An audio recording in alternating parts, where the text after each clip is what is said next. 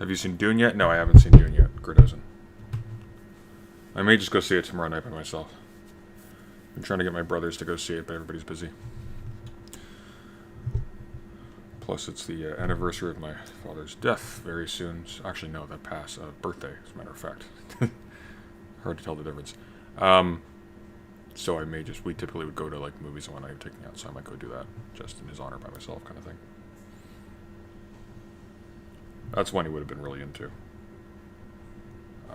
But I've seen clips from it, and it looks really good. I've got some misgivings, like, just on a political angle, because of, it appears like the Sardaukar are in uniform, and a major plot point is that the Sardaukar are a secret plant by the Emperor within the Harkonnen ranks to give them a boost, because the Emperor is threatened by the rising Atreides voice in the Empire. Oh, no condolences are necessary. This was years ago. I've gotten quite over... Oh, I don't really get quite over it, but you know. I'm intact. But... Lest I be...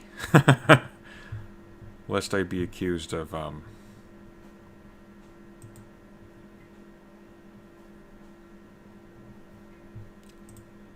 I don't even know what I was going to say. Oh, we still have music playing. There we are. Yeah, Jacob Blake's great. I highly recommend his music if you've never heard him before. I didn't ask his permission, of course. I'll just delete it if he has a problem with it later. But I'll ask him at some point if he minds me using his music for intro stuff. I don't think he's composed anything in a little while, so I can't imagine he would have an issue with it. But, you know, it's a politeness thing. How are we all?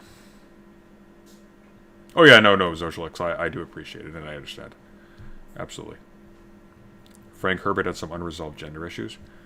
That's why I didn't like the fact that they swapped the gender of one of the, or the sex rather, we don't know the gender, of one of the major side characters, Liet Kynes, because it obscures the heavily patriarchal universe that Frank Herbert created.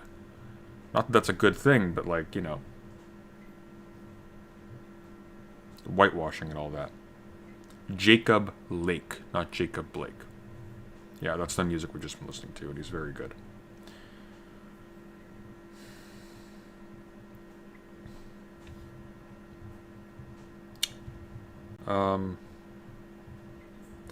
Yeah, so we have a few things that we can be looking at today.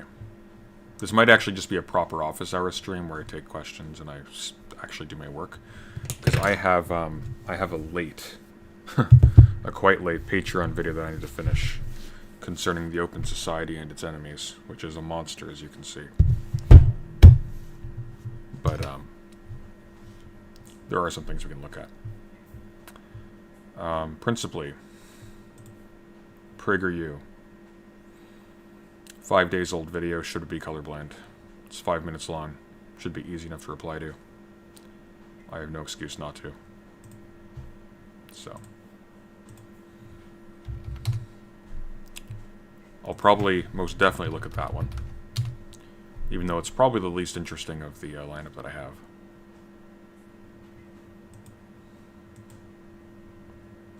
Who is the best warrior poet? Oh, you mean, the Warrior Poet Society. I don't know who this guy is, but apparently he's big. He's got 1 million subscribers. And he's a frickin' weirdo, so...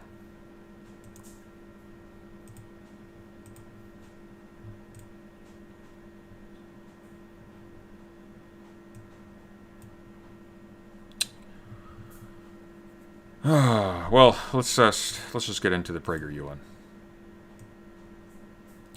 Let me know if the anything but we'll get Prageru done first because it's 5 minutes long and we can do it fast, and then we'll move on from there. So I've already watched this, so I mean, how to preamble this? I mean, it's Prageru. It hardly needs a preamble. It's going to be a disaster, but I guess the entire point to trying to abolish racism is that people are understood by each other as humans simply. I've got a video where I go into the modern concept of race and its origins, and how it's unnatural and pernicious. And it would be kind of absurd, as Dennis Prager, I almost called him Prageru, as Dennis Prager is going to do, to refer to color blindness, quote-unquote, as sorry. Dennis Prager is going to characterize... you know, let's just go into it. Let's just start this thing. There is little that reveals the moral confusion of the left as much as it's labeling the term colorblind racist. Here are just a few examples. The University of California publishes a list of terms and ideas it considers racist. The list includes the term colorblindness. Psychology Today published an article by a psychology professor titled "Colorblind Ideology is a Form of Racism." HuffPost published a piece titled "How Colorblindness is Actually Racist," in which the author gives 3 examples of statements whites make that are allegedly racist. I am colorblind. I see people not color... This is legitimately boring. Screw this. Let's look at something else. I agree with you, actually. Screw this. I don't want to watch... I don't want to listen to Prageru. Oh, God. What kind of list did I make up here? We got James Lindsay. Oh. Well, this is kind of interesting. I cribbed this from one of the content suggestions from Dylan Burns' server. Billionaire seeks to build largely windowless dorm in social and psychological experiment. Look at this monstrosity. Like, just look at this thing. Here's a schematic. Imagine living in the middle of this. Like, there are windows on the outside, like, you can see them. But, like, imagine just being embedded in this thing. I kind of dig it, personally, because I'm weird like that. I like big dystopic complexes, and I like, sort of, like, you know, the kind of Lovecraftian thing, being embedded in this big machine. Like, I can kind of romanticize that. But, I mean, the lack of sunlight, the lack of openness, that get to you after a while. University of California, Santa Barbara is preparing to spend $1.5 billion on a new 4,500-person student dorm designed by a billionaire mega-donor whose layout so closely resembles that of a prison. A consulting architect resigned in protest, according to the Santa Barbara Independent. Imagine being so wealthy and powerful that you can spend $1.5 billion, and admittedly, like, on a student dorm, that's an honorable use of money, I think. But imagine having that much power, that much wealth, that ability to create, and the only thing you can make with it is a prison. You know what I liked about Squid Game?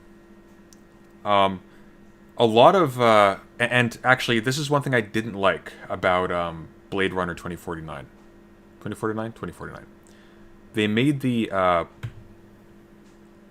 the head of, I forget what the corporation is called, but it's what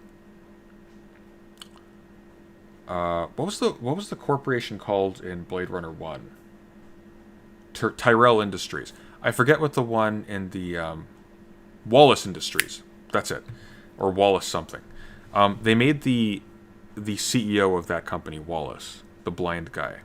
They made him into like this profound Agent Smith type character, who's like waxing philosophical as he wields the power of the gods to manipulate human nature, yada yada yada. Something like that. Squid Game just showed those people exactly as they are. The worst of the worst, the most uninteresting and banal people in our society, with more power at their disposal than they have brains to do anything with. Like Mark Zuckerberg types. Like, it's like... I remember like an early interview with him, like 10 years ago. He's like, I like to butcher my own meat. It's like, okay, you freaking weirdo. Thanks for that. Yeah, you're so deep, Mark Zuckerberg. Real man's man. Similarly, like, you spend all of this money on this building, and you make it hell. You make it the kind of thing that people would hate to be in. Like, this is... Look at these schematics. This is actually inconvenient. It would take so much time just to walk through this. It's like a stacked prison. The architect who resigned in protest likened it to a quote-unquote social and psychological experiment with an unknown impact on the lives and personal development of the undergraduates the university serves in his resignation letter. I'd like to know who this guy is, because that's... I like that. I like that he actually cared enough. See, the architect, an architect, somebody who does that for a living, who goes to school for it, they care about, you know, things like this. Maybe, potentially. The building in question is the planned... What a name. I'm sure it's named after someone perfectly respectable. No, the donor is Charles Munger, never mind. That sounds like something out of, like, a series of unfortunate events. Munger Hall. Or like a place in Grim Dawn. Munger Hall. The building in question is the planned Munger Hall on the university's beachside campus, which the university's website says, quote-unquote, will fulfill visions for both UC Santa Barbara and the donor Charles Munger, a billionaire investor often described as Warren Buffett's right-hand man. Munger has also financed the construction of graduate residences on the University of Michigan and Stanford campuses, fashioned on his architectural ideas to promote collaboration and bonhomie. While the Stanford residences are essentially normal apartments, the Michigan Hall resembles its UCSB sibling in that most bedrooms don't have windows. I live in a place with not a lot of windows. It's livable, but you need to be able to escape. And the thing that really frustrates me about this design, like what that makes me really anxious looking at this, like suppose you're in, you can't really see here. Oh, can I expand this? Oh my god, what is this document? Oh, here we go. Oh. Kind of looks like a Mormon temple at night, doesn't it? Yeah, that doesn't really clarify anything. Imagine like you're in this second to upper left section here. Unless these rooms are really, really tiny, like broom closets, that is a long way to get, presumably, to an elevator and then out the door. Just to get some fresh air. And there's no reason for it. Anyways.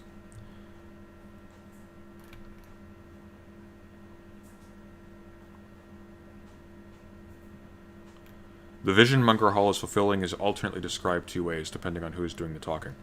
The universities that take his money, on condition they use it to build his designs to exacting specifications. See, this guy's a nutball, as he reportedly considers himself an amateur architect, describe such projects as having, quote, a focus on providing interactive spaces for students, unquote, and, quote-unquote, minimizing costs by maximizing the number of beds on a given site, employing the concept of repeatability. But it seems when most people hear about the design, they think of one-word prisons. This guy is designing a zoo. Look at this building. You know what a structure looks like that's designed around community? It's shaped like a circle. The dwellings are sort of maybe in like sectors, like you've got multiples of this, but they're sort of radially oriented around some kind of common space. This is a grid. This actually is like on the layout of a prison. The reason is to satisfy the curiosity of this billionaire. Yeah, this is basically a really lame Squid Game. In all seriousness, that's effectively what we're looking at here. Somebody with way more wealth than they know what to do with, pretending to be humanitarian so they can indulge their sick curiosity. Or their sick fancy or whatever. I don't think somebody who does this is curious. This is like Bioshock crap. According to The Independent, 94% of dorms in Munger Hall will be tiny, windowless pods that open into a central common area. What's central common... like this hallway here?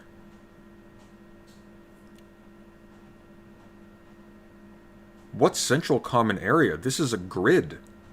And these are... look at... oh my god, these are pods. These aren't multi-room things. Look. These little tiny squares here. Here, let me blow this up a little bit so you can see. Look at this.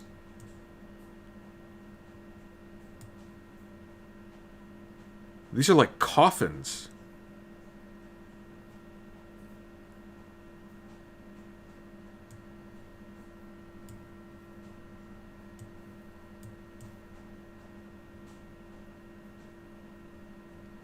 Man.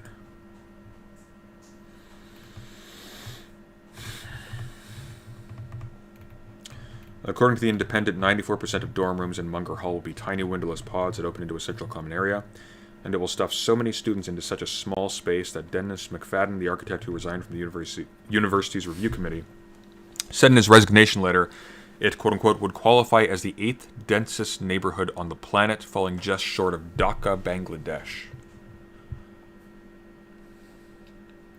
McFadden said the university had provided no justification for ignoring established research that natural light and views of the outdoors are vital to healthy living, except to say they were bound to Munger's vision. Well, fuck this guy. That's evil. Like, especially since it's done sort of under the auspices of being like a humanitarian gesture. What an absolute degenerate. The goal, UCSB's website states, is to build a transformational prototype for world-class student housing that attracts the best students. I mean, it's thematically consistent, at least, attracting the best students to their coffins. Surely a design that doesn't immediately make everyone think of the word prison is not the best way to accomplish that goal. Yeah. A previous version of this article implied the University of Michigan Munger residents' bedrooms have windows. They do not. The article has been rephrased to make that clearer. Man. They don't have windows. Look at this. So, like, look. There are windows on the outside of this building, right? Like, you can see them. But when you look at the schematic, these pods open into hallways. But then there's nothing but a hallway between the windows and the pods. So none of these dorms have any access to windows, not even the outermost ones. This is the product of a man who views human beings like bugs.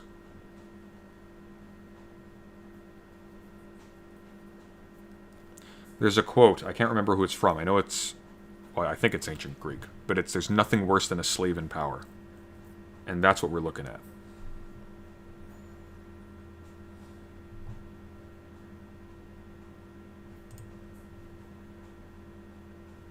That's actually sickening.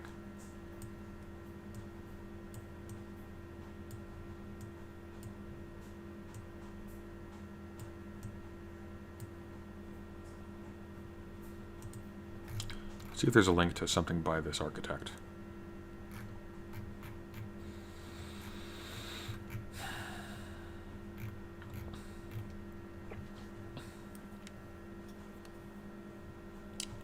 Dennis McFadden.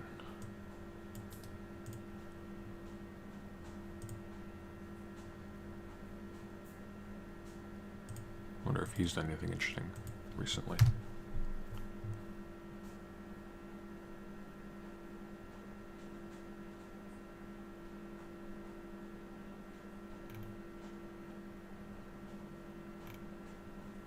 Oh, there's apparently a lot of Dennis McFaddens. Okay, I can't really... I'm not going to be able to find that. But,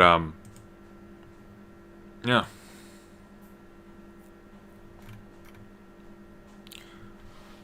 Like...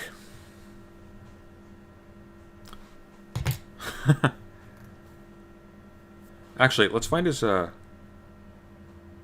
Okay, so he does this on the regular, right? So he's donated for the purposes of making several of his freakish dystopian architectural visions. Why not just make them, like, what kind of vision is this? This is a cell block. Or I guess it's a concatenation of cell blocks, but like what?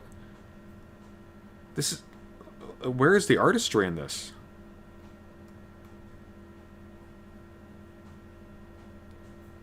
This is like a person who plays Deus Ex thinks, oh, that looks kind of neat, and then makes that in real life, forgetting the fact that, that's a little bit different when you actually have to live in those things. Where are they building this? University of California. $1.5 billion. You know what they could do with that $1.5 billion? Make a grant for students so that they can afford rent in nearby apartments or in nearby like basements and whatnot, or suites.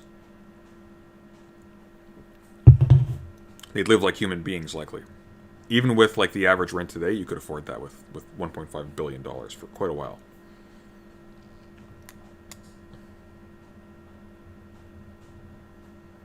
Just wait until the power goes out in the building. Ugh.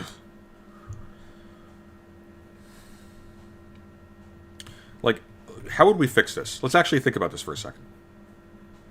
In fact, you know what? I'm going to copy this. And let's redesign this thing. And let's keep the basic principle intact.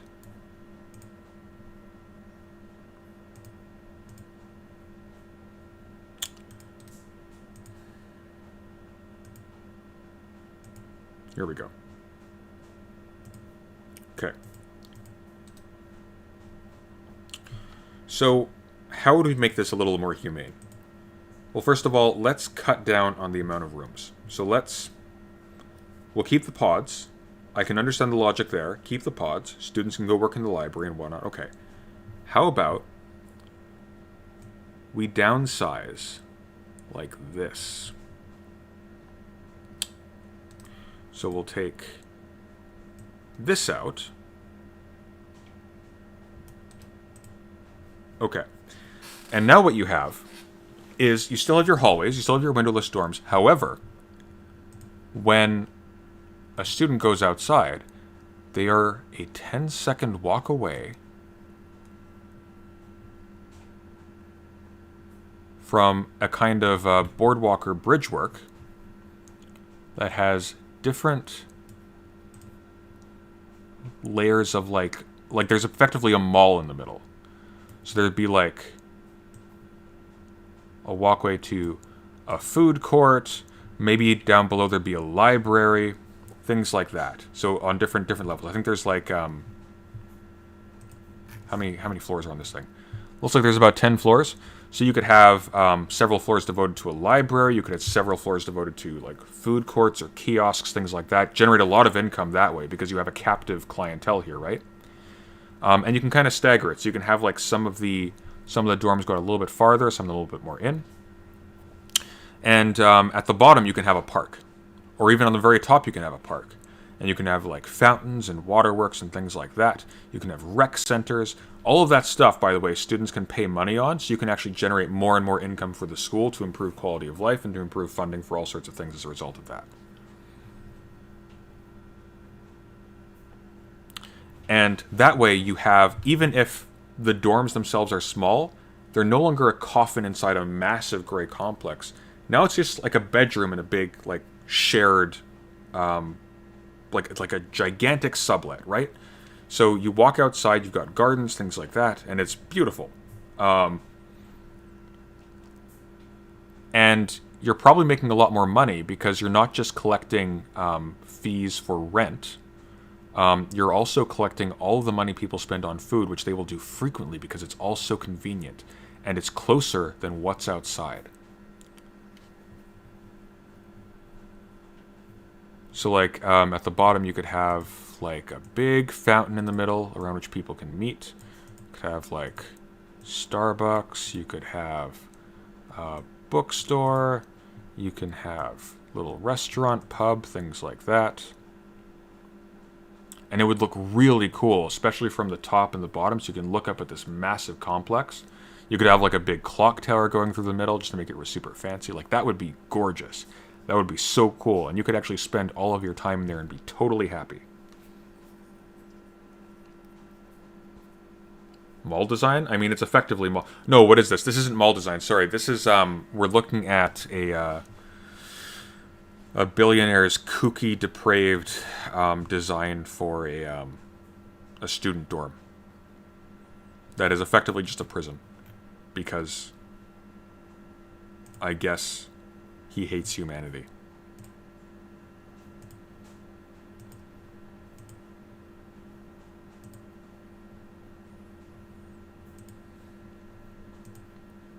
But it would be so easy. Like, instead of this little strip. Like, you know how there's all the talk... I don't know how much of this I actually buy into, but you know all this talk about how horror is, like, obsessed with liminal spaces? Like, spaces you're not supposed to stay in? Subway stations, hallways, stores after closing, things like that. That's all this is. This is like a hive. This is horrific.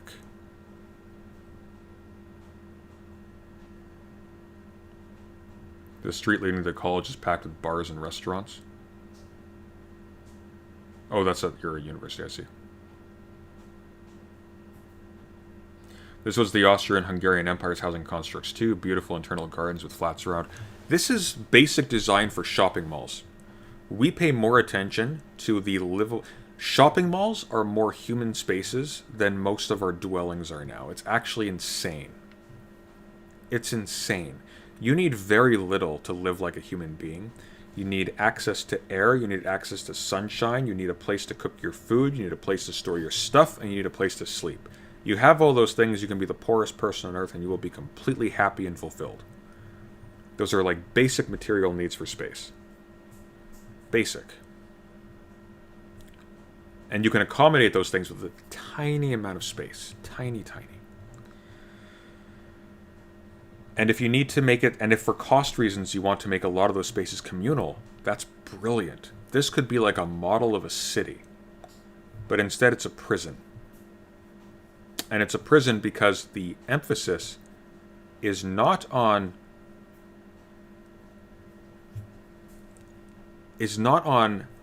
shall we say, like maximizing the beauty and the comfort of specifically communal spaces themselves, causing people to gravitate towards socializing with each other and to have like new experiences, new encounters, to make new intellectual and emotional connections, things like that.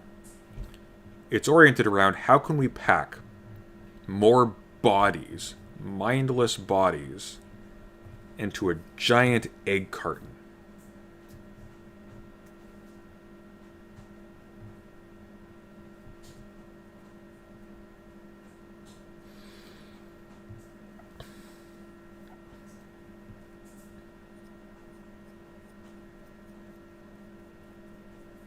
Malls aren't even designed like that anyway, since all space that isn't commercial space tries to incentivize egress. The buildings in Blade Runner look better than this. They have balconies. Keeping in mind, too, like, this isn't taking place in, like, some sci-fi universe where, you know what? You're cramped in a coffin in a gigantic hive building, but at least it's kind of cool and metal and, like, there's interest there. These buildings are going to look like the most bland early 2000s drywall room, just really, really small. This is basically going to be the Stanley Parable with no windows, just as far as the eye can see, which is not very far, because it's nothing but hallways in all directions.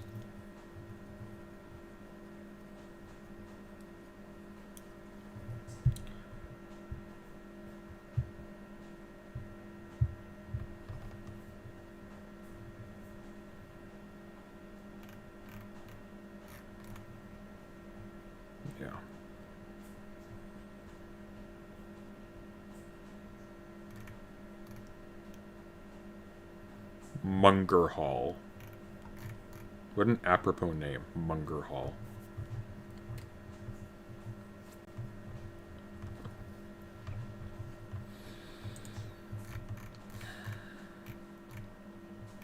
Oh, and apparently Texas lawmakers considering a ban of 850 books. I looked at the whole list. Here's the PDF. Zoom it in so you can kind of see.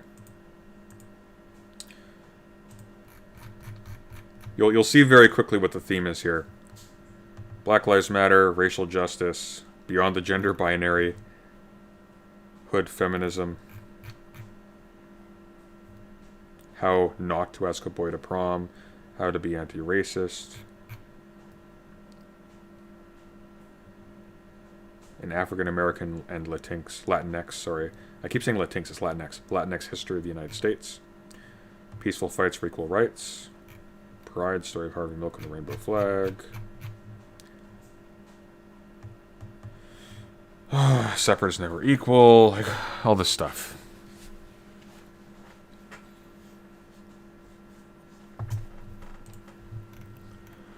October 25th, 2021, Texas State Rep Matt Krause sent a letter to school districts across the state asking them to review a 16-page list of books that may contain some objectionable content.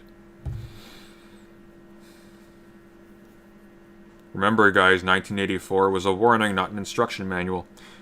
Quote-unquote, pursuant to Government Code Section 301.020A4, he wrote, quote, the Texas House Committee on General Investigating may initiate inquiries concerning any matter the committee considers necessary for the information of the legislature or for the welfare and protection of state citizens. In addition to his compiled list, Rep. Krause also asks the districts to identify any other books or content that may, quote-unquote, address or contain certain topics, including human sexuality, sexually transmitted diseases, or human immunodeficiency virus, HIV, or acquired immune deficiency syndrome, AIDS, sexually explicit images, graphic representations, or presentations of sexual behavior that is in violation of the law, or contain material that might make students feel discomfort, guilt, anguish, or any other form of psychological distress because of their race or sex, or convey that a student by virtue of their race or sex is inherently racist, sexist, or oppressive, whether consciously or unconsciously, unquote. Here's what's a little bit baffling about this, besides the obvious, that it's like the a member of the party of constant whinging about how they're being told not to show up on university campuses and talk about students who pay money to go there as if they're subhuman. This is what's a little baffling about this. Nobody on Earth has read all of these books. Nobody has gone through this and collated all of the common issues between them. These have been packed together by dint entirely. Why the fuck is V for Vendetta banned?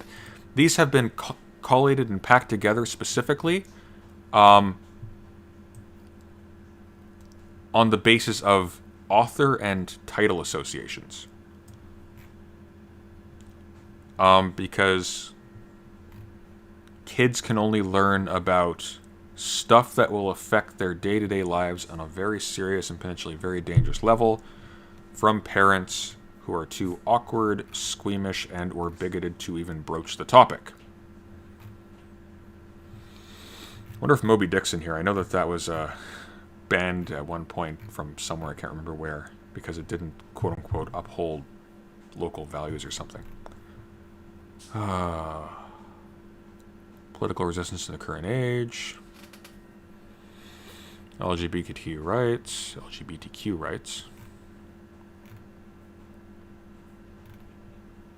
They banned V for Vendetta. I wonder if Watchmen is banned.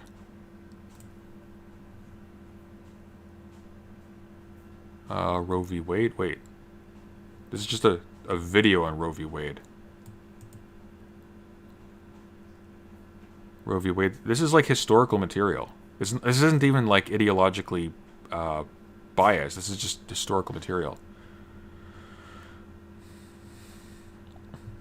So anything talking about abortion, students can't read about. Anything talking about homosexuality, students can't read about. Anything talking about gay rights or trans rights or any of that stuff, students can't read about. Hey, you know what I noticed? Probably what I bet isn't in here?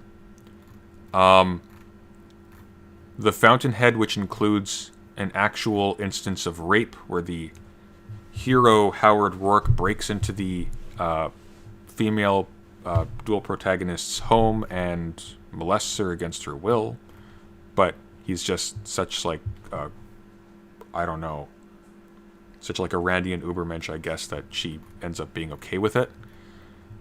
That's not a dangerous message to send to children. Nope, nothing by Ayn Rand here. I'm not seeing it. What philosophy can do.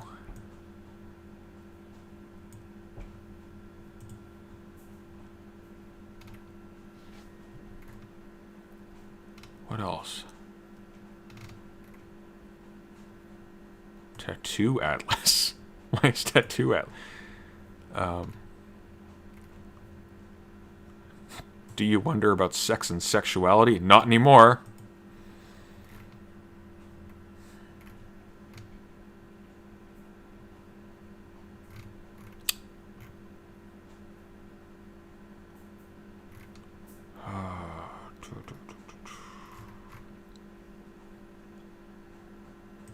The Last Man.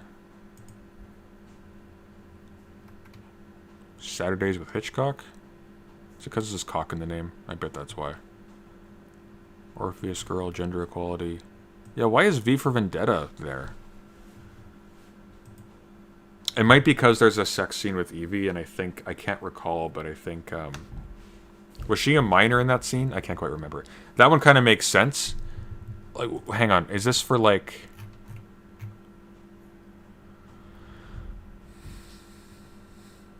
So this would be for public school. I can see V for Vendetta not being allowed, just because, again, like, it's highly graphic material. Like, it's literally graphic.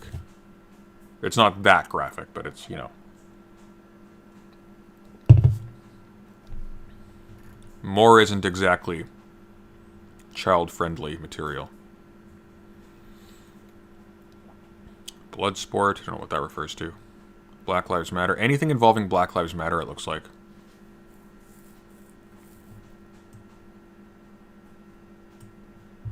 Remember, school is a place where we're supposed to challenge our ideas and be uncomfortable. Why is Black Swan?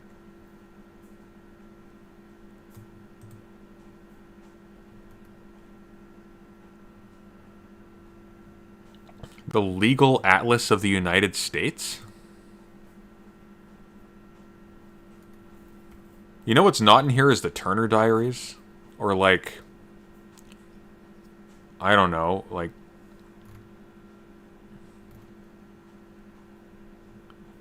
And like, what's the argument here? 90% of the stuff is purely educational. Like teen pregnancy.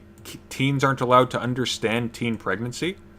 You have more kids reading about teen pregnancy and like how to avoid it and what the dangers are. You'll have fewer teen pregnancies by people who aren't prepared to have kids. Because of course, like adults 18 and 19 can have kids, and there's nothing particularly wrong with that, depending on where you are, if that's what the law says. But like, Don't know what Deathwind is.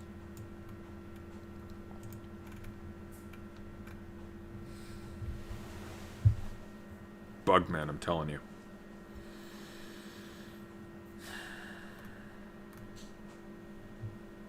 When religion and politics mix, how matters of faith influence political policies.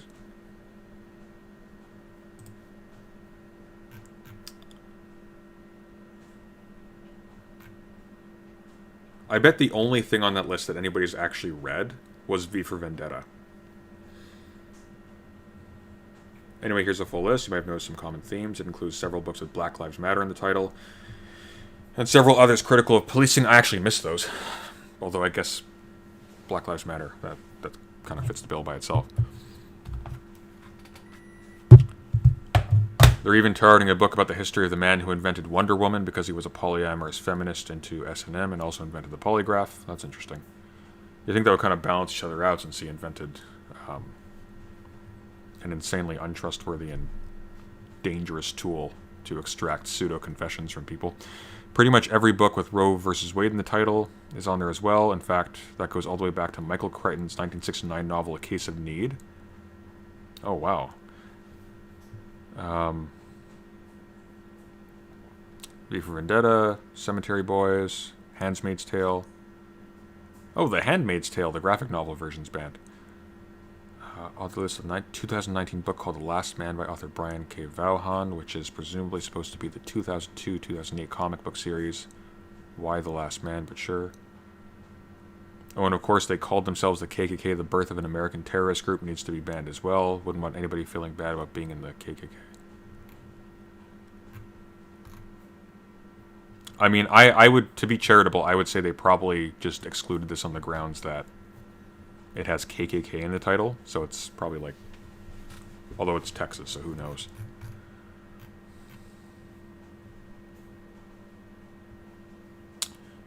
Yeah.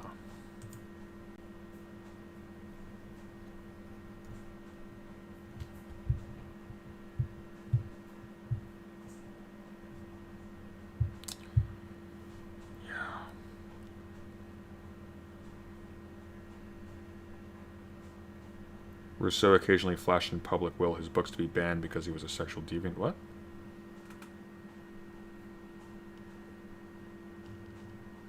Did Rousseau flash in public? I'm not familiar with that. A little bit curious now, though.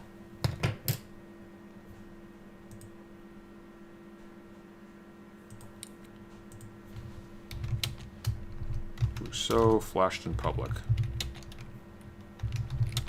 I mean, I feel like he would have gotten in a lot of trouble for that.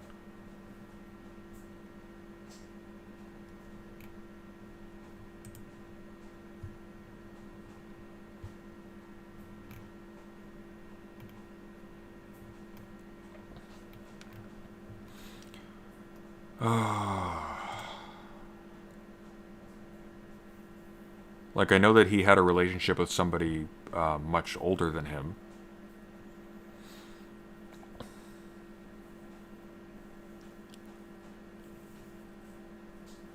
That's when he was 20, mind you. Like, he was an adult. Oh, he was a hypochondriac. I didn't realize that.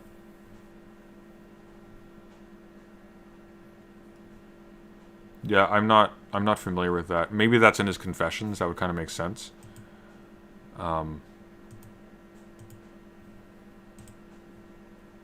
But like, would he be banned because he was a sexual? I don't think that really makes sense. That's very specific. Although I wonder if Rousseau is on here. That'd be kind of interesting.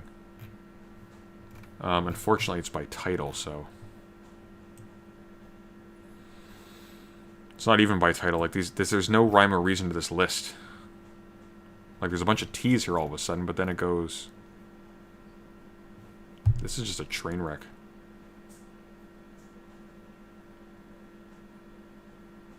Yeah.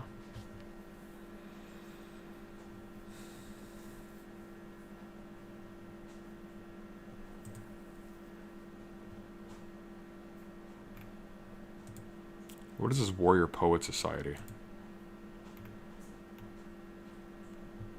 Genius anti-theft device for your guns, family bug out. This is like a bunch of that gray man survivalist stuff.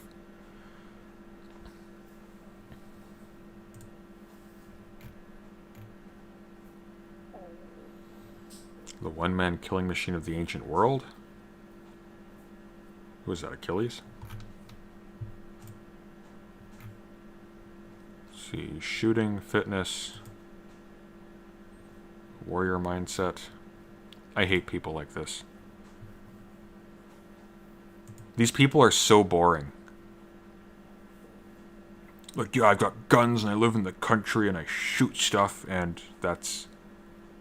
And I lift weights and that's all you do. You don't think. You can't talk to people to save your life.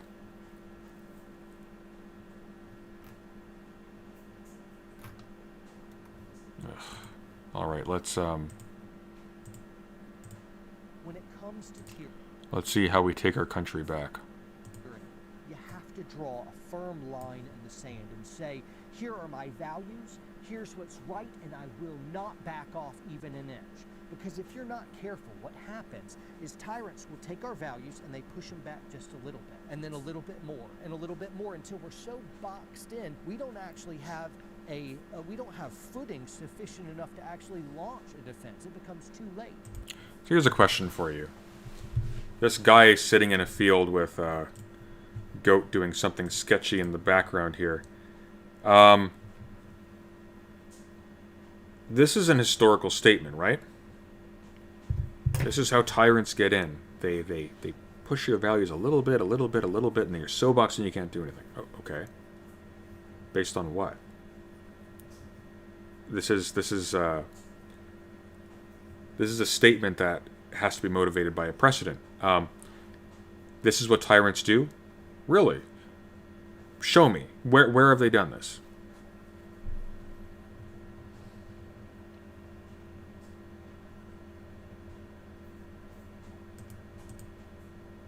Of the Republic. Hang on. Posts a little bit more until we're sitting sufficient enough to actually launch a defense. It becomes too late. What's that cross thing? All right, what's happening, folks? I am John Lovell, Warrior Poet Society. We've got an important subject today. We're talking about how America is just... Hello, John Lovell, Warrior Poet Society. Tyranny. It's been bad before. Other nations have experienced it before. We've had it in Which ones? microcosms as well, but it seems to be heating up and getting worse and worse and worse. And what I wanted to arrive at today is something that you and I can do that would absolutely make a huge difference. It may be the only way to actually stave off the death of the Republic. And I don't think I'm being over sensationalist. I think it'll just literally come down to this one thing that we've got to do, and it's actually attainable. It's something you leave today with an action point. You're like, yeah, I need to do that. And so that's what I wanted to arrive at, but I wanted to build up and make a case for it. Before we jumped in, though, I don't have a big video sponsor. I just ask you guys, if you wouldn't mind supporting our society, would really appreciate it. We have a full... crummy commercial. The whole fiasco of book banning could be prevented by letting colleges choose whether or not to include gender studies in the curriculum. Colleges can choose whether or not to include gender studies in the curriculum. That's why we have gender studies departments, because they've chosen to do so. By the way, a lot of these departments were able to be started. Whatever I think about the quality of certain university departments of that description, regardless, and I do have some criticisms, but regardless, often these were bartered for because staff members or students were sexually assaulted by other staff, and they made a deal to be able to make a department that educates students and staff as well, and all this other stuff, pursuant to understanding and remedying situations to whatever extent possible, or conditions to whatever extent possible, in which students and staff and people generally are being sexually abused and exploited, or abused and exploited along lines of sex and gender and whatnot. So, yeah. I would not hold these departments in contempt. Now, certainly there are people who are bad scholars who get into them sometimes, but they get into all departments sometimes. There are problems with the way the university system works, but especially as it becomes more and more money-oriented, consumed with the idea of squeezing as much cash out of students as possible instead of like actually producing scholars. Door that's just goodie land for dudes. It's belts, Goodie land for knives, dudes. and gun holsters, war belts, body armor, packs, apparel. I don't know if I said apparel already. All the things. It's really cool stuff, so make sure you check it out. All the It helps us things. out a lot, and It's all the things. There's nothing there that interests me in the slightest. Except maybe knives. Knives are kind of cool. Like, I got this stupid, weird, straight razor thing. I don't know what on earth you'd ever use this for. But I got it from when I was, like, 19 from, like, a convention of some kind. And it's kind of cool. I tried shaving with it once. That was a bad idea. helps fund the whole movement. All right, guys, jumping back in, I was thinking about heroes that still speak to me. I've been shaped by heroes. I was thinking about Corrie ten Boom and Anne Frank, who were both instrumental in hiding Jews from Nazis that were seeking to kill them. Big deal. I was thinking about Dietrich Bonhoeffer, who was a German pastor turned spy against the Third Reich. I was thinking about the tens of thousands and possibly hundreds of thousands of Christians that the Roman Empire was butchering, trying to get them to denounce Jesus in the 1st, 2nd, 3rd, and 4th centuries AD. I was also thinking about the Tiananmen Square massacre, specifically the Tank Man. Okay, there's a common thread between all of these people he's talking about. They were poor and persecuted by the state. This man is sitting in a giant field which I suspect he owns. He has well-kept hair, new clothes, an expensive watch, a ring on his finger. He's fit, which means he has leisure time, and his clothing all looks new and fresh. This man is not being persecuted. This man is in a position of extraordinary privilege. Most people never have even a sniffing chance of living in a place like this. This man is blessed. Real iconic picture where there's these Chinese tanks rolling through Tiananmen Square in Beijing, and as they're rolling through, this just lone man walks up and he keeps shuffling to get in front of the tanks. It's basically like, I'm protesting, run over me if you must. And so there's this showdown where they, you basically stop the tanks for a short while until the Chinese Communist Party did what they do best, and that's, made him disappear forever. We have no idea who he is or his legacy, but he still speaks. There's that iconic photograph just... And he has a goat? No, he doesn't. You see, he did what he does best, and he made that goat disappear forever. It's a huge representation to us today.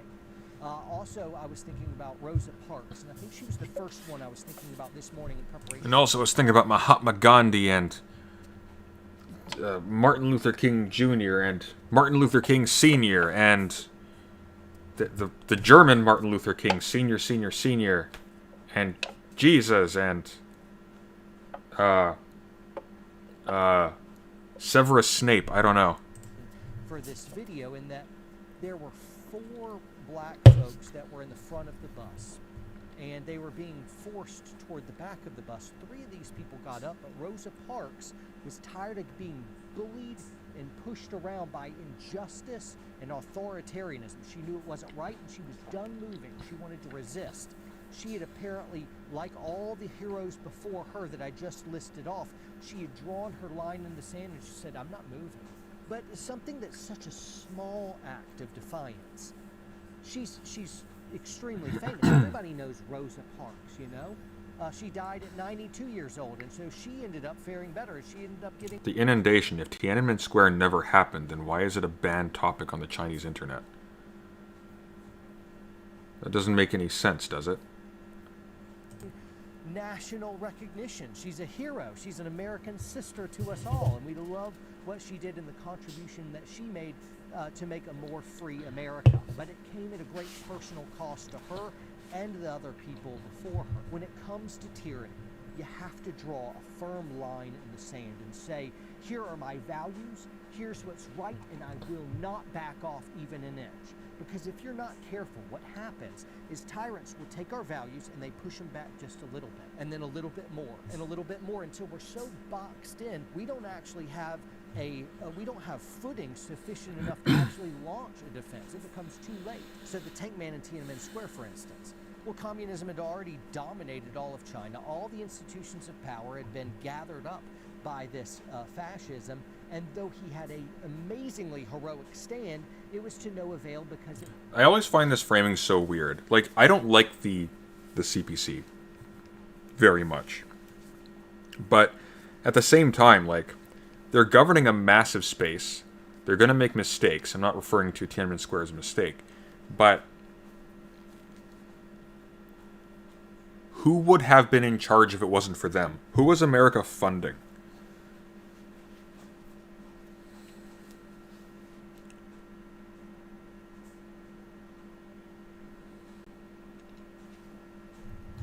Like, if the communists failed, China would not be a liberal utopia. It was too late. He drew a line, but it was too late. We needed more people and much earlier on. This was back in like 1989.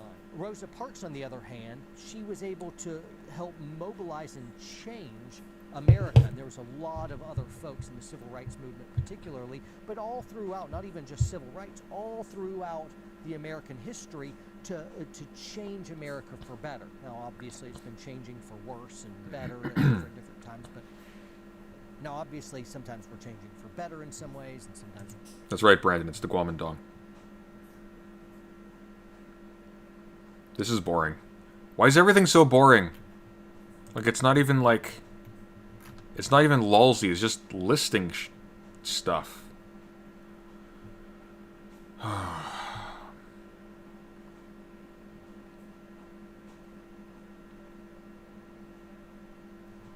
So boring. Worse, but I'm just saying, seemingly small acts of sacrifice and courage can have massive, massive results. So I want to flesh out more of what I just said, but before I do, I want to show you exactly what we're up against. There's an insidious and pernicious cancer called leftism. It's not oh my God. being a Democrat, and it's not being a liberal. I define leftism as anti-everythingism. It's deconstructionism. It's postmodernism on steroids. It wants to abolish all tradition. They're anti-God. They're anti-family. They're anti-masculinity. Anti. Everything that I hold dear, everything that I value and believe in, they're at the absolute opposite. And you don't believe in anything. Look at what you're sitting on. What did you sacrifice for the soul of your republic? You're living in luxury.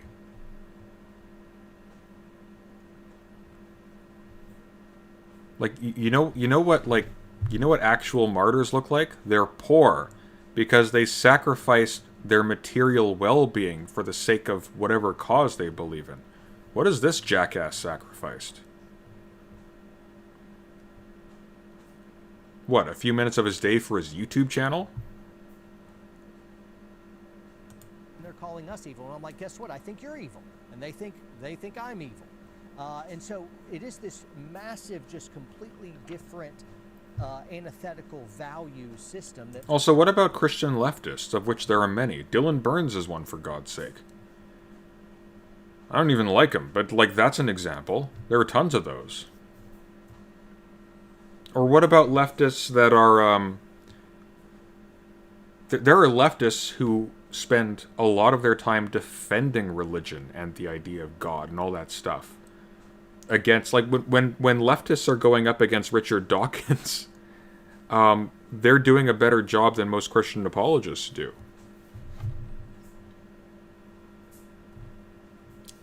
All this warrior poet dude believes in is the Sigma YouTuber grifter mindset. This guy isn't... I don't even know what this guy is. Just that face. When I look at that face, like, I feel like behind there is just an endless void. It's ripping the country apart, and furthermore, that leftism gives no quarter to dissenting ideas. If they can cancel you and ruin your life, they'll absolutely do that. Whereas before, Democrats and Republicans could argue and agree to disagree, both wanting good for the country, agreeing that America's a good thing. But leftism doesn't even do that. Yeah, once upon a time, we all just agreed in the thing that I believe in, and we don't count the people who didn't, of course. Like, it's kind of wrong, too. Like, that's just flat out wrong.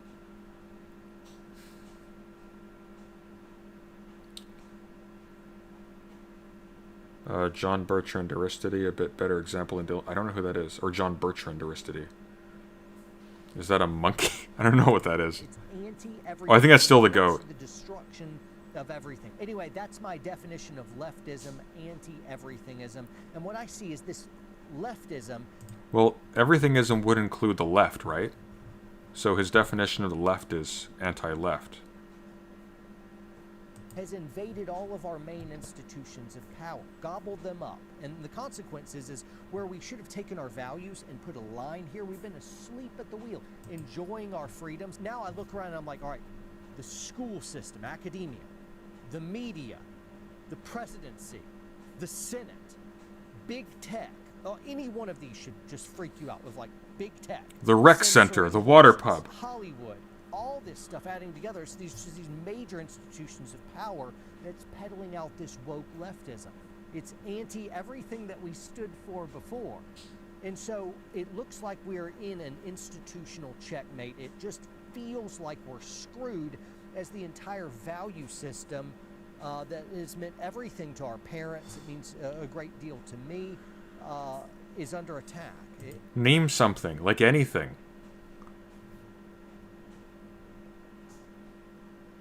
How do you live? Like, this guy's got to be at least 10 years older than me. How do you live this long and just never think? Like, how is a human being that incurious and that boring? Like, how do you live with yourself? Like, it must be so weird to be inside this guy's head. It's like we're destroying the foundations of the country and expecting it still to hand. If you demo the foundations of a structure, there's no possibility that that structure can still stand. And so this is really, really bad. I'm encouraged by those heroic stories I told before. Though all that looks really grim, I do think we have an... Really? You mean the Rosa Parks story? Because that was against what a lot of people thought and held dear before, right? Ace card up our sleeves if we just have the balls to play it, and it's this: mass non-compliance. Don't comply to being locked down. Don't comply to the government forcing things upon you that you don't believe in. Okay, if you hate the American government, which is the locus of American state sovereignty, then you don't think America's great. If you're nostalgic for the past, I can't imagine why you would be, but fair enough. But by implication, that thing that you're nostalgic towards was specifically vulnerable to disintegrating into the thing that you now hate, which means it was weak, which means it was bad.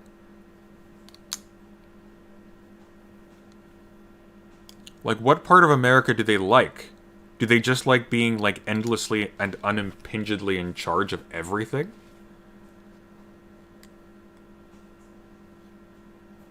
That's not patriotism. That's the opposite of patriotism. That's anarchy in the vulgar sense.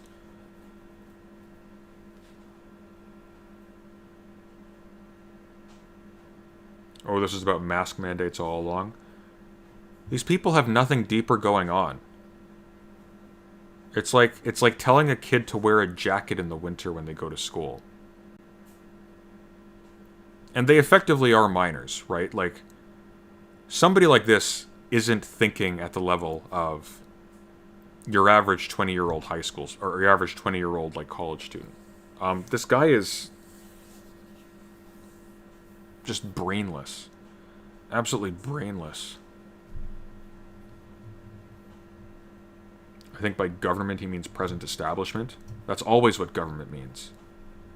If it's not the present establishment, it doesn't govern. Ergo, ipso facto, vis-a-vis. It's not government.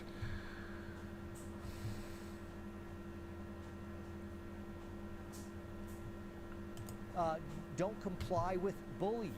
Just like the spirit of those heroes before that stood in front of a bunch of bullies that would gobble up freedom, say no more. They didn't stand in front of the tanks because they were gobbling up freedom.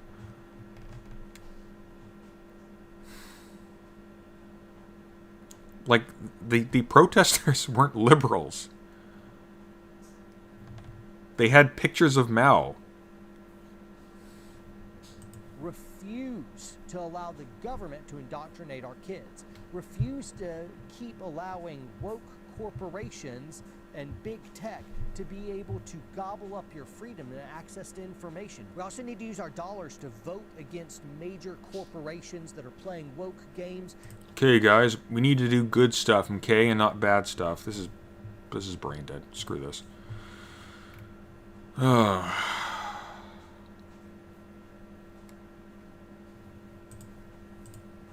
Just looking at this protest and paranoia thing. I don't know if I want to see this. What is this about? Join James for another in-depth discussion of the woke literature and what it tells us about the movement we're all dealing with. Hour and 54 minutes.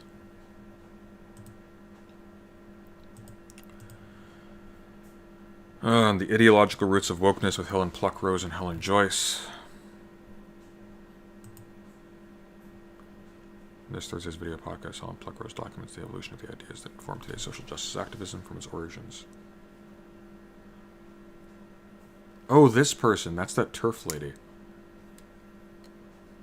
Okay. That's ringing a bell. I don't really want to watch that. It's just an endless Fox News dialecture. Yeah, basically. Basically.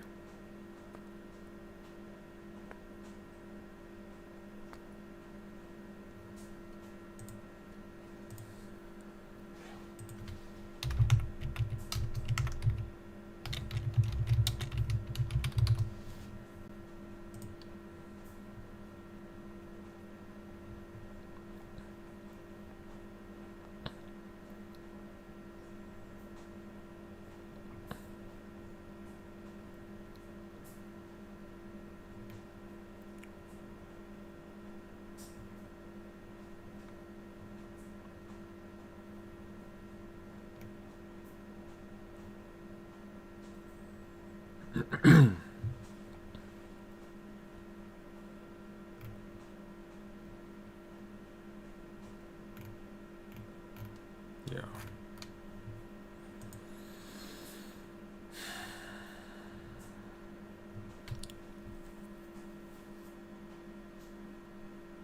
These guys are really boring, aren't they? Like, they're really boring. They're making more money by orders of magnitude than anybody on the left is on this platform, or on any platform, frankly. And they're so boring. See, that's alien to me. Like,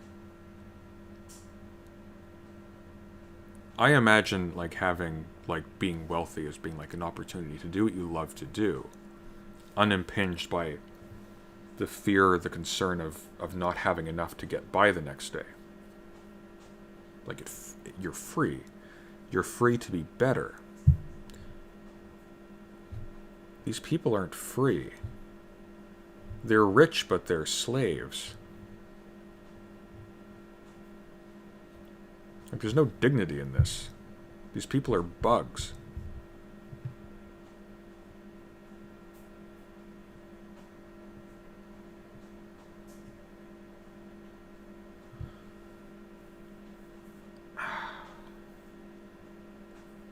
Like, you know what's... You know what Prageru could have done? Like, Dennis Prager? He could have actually, like, paid money to actual scholars. And they could even be conservative scholars. They do exist, the good ones. To actually, like, teach people things. Give lectures on, like, major pieces of, like, political philosophy or what have you. And there's no shortage of political philosophy that could be construed as conservative. Aristotle, Hobbes. Hell, I mean, like, they're stupid, so they don't know this. But Rousseau.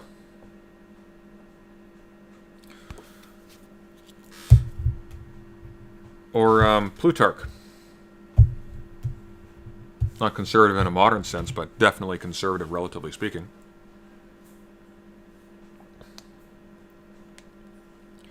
You're wrong here. Being wealthy means you're busy trying to protect your wealth and expand it. Well, I mean, that's what being wealthy practically means, I presume. I'm not wealthy. Like, at a certain level, I don't fully understand it. But like that guy,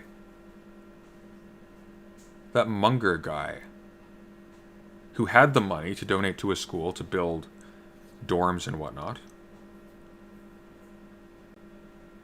he chooses to build a prison because he's an amateur architect. Why is he an amateur architect? Did he make his riches doing architecture? No. Actually, I have a suspicion. I'm a little bit curious about this.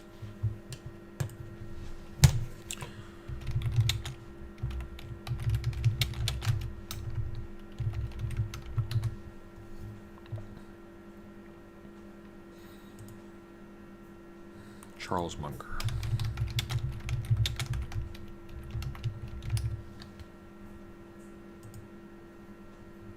Okay.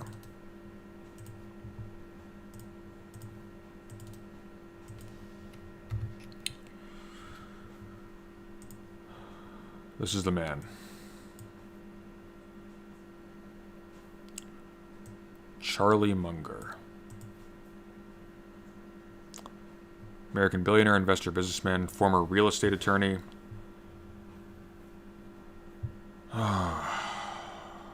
Investment philosophy. Munger was born in Omaha, Nebraska. Worked at Buffett & Son, a grocery store owned by Warren Buffett's grandfather. He enrolled in the University of Michigan, where he studied mathematics. He joined the Sigma Phi Society. Dropped out of college to serve in the Air Corps. And he was ordered to study meteorology. With the GI Bill, Munger took a number of advanced courses through several universities. When he applied to his father's alma mater, Harvard Law School, he was rejected because Munger had not completed an undergraduate degree. However, the dean relented after a call from Roscoe Pound, the former dean of Harvard Law and a Munger family friend. Excelled in law school.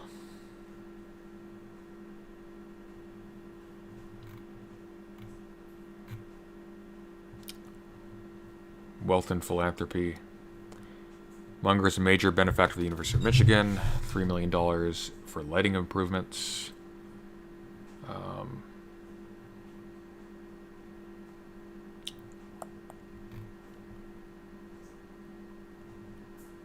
Munger is an amateur architect. He has donated to universities on the precondition that universities follow his architectural blueprints exactly.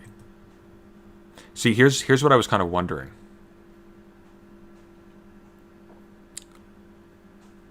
Why specifically architecture?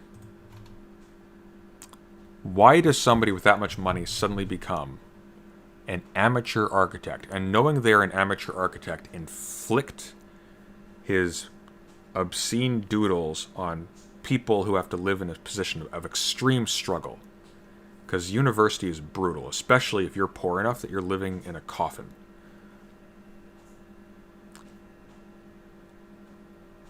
I was looking for some kind of Ayn Rand influence there, and I'm a little bit curious if I can't find one yet.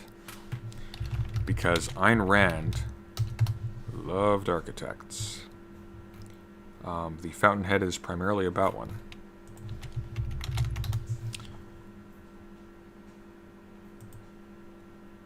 Oh. I might have found it.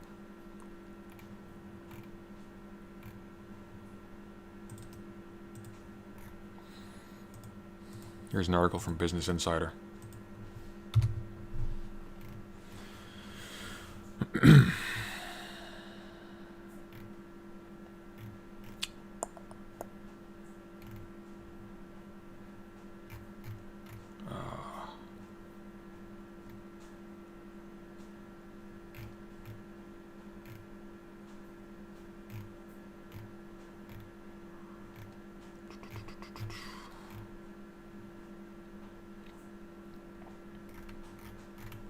Okay, so this is an interview.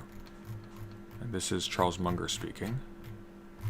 So he's being asked, last year you had some very pointed comments about Valiant, I don't know what that is. Do you have any updated thoughts or any thoughts on other companies? So it's company.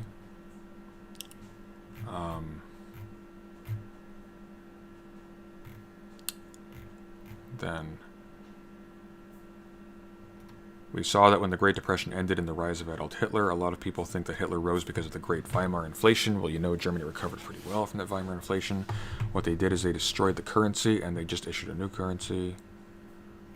What really enabled Hitler to rise to power was the Great Depression. Okay. You put on top of the Weimar inflation the Great Depression, and people were just so demoralized that they were subject to being snookered by a gutter snipe like Adolf Hitler. So I think this stuff is deadly serious, and that these crazy fools should never let people like Alan Greenspan, he's an amiable man, but he's an idiot, should not make the head of the Federal Reserve and governor of all banking somebody whose hero is Ayn Rand. Okay, so the opposite, not an Ayn Rand fan, who believed in no government at all. I don't think Ayn Rand believed in no government at all. That's false, but okay. So it's just coming out of nowhere. He's just the worst, apparently. Yeah.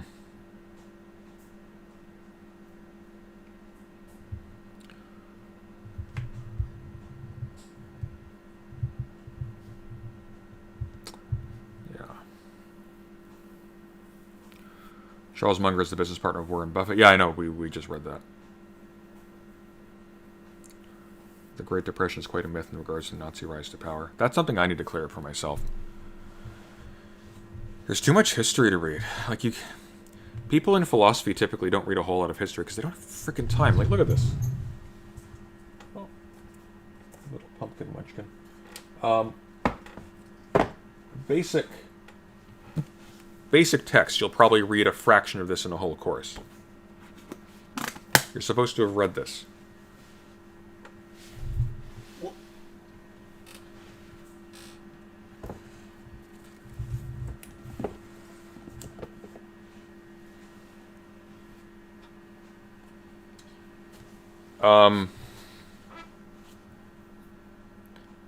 Like, somebody like this has not had time to learn anything about any of this stuff.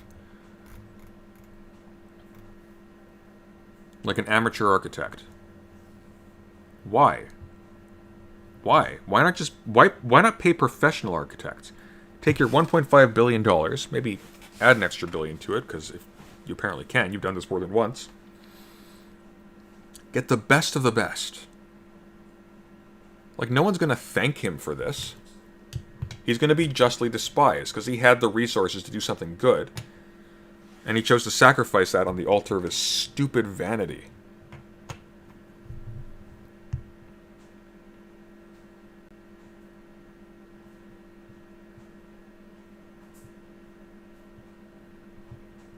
You can write 7,000 pages, just 1 year in history, and just one specific region of one continent. Yeah, exactly. It's one of the things that kind of frustrates me about a lot of political speakers in this platform. They haven't had time to know as much as they pretend to know. You either know something well, or it's like Dylan Burns' Destiny Vosh stuff, where it's from horizon to horizon in terms of its breadth, but they go about that deep. But they look smart doing it. That's really what matters, I guess.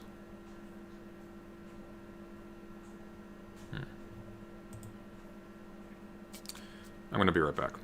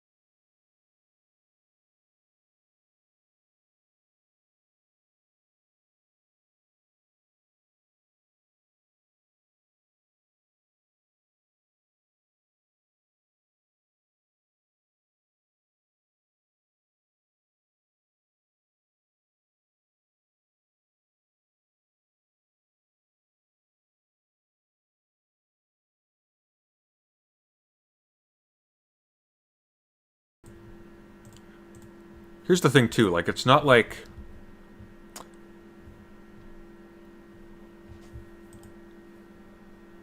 It's not like the issue is, Here, hang on. Let me bring up this thing again. Actually, we have it here. So...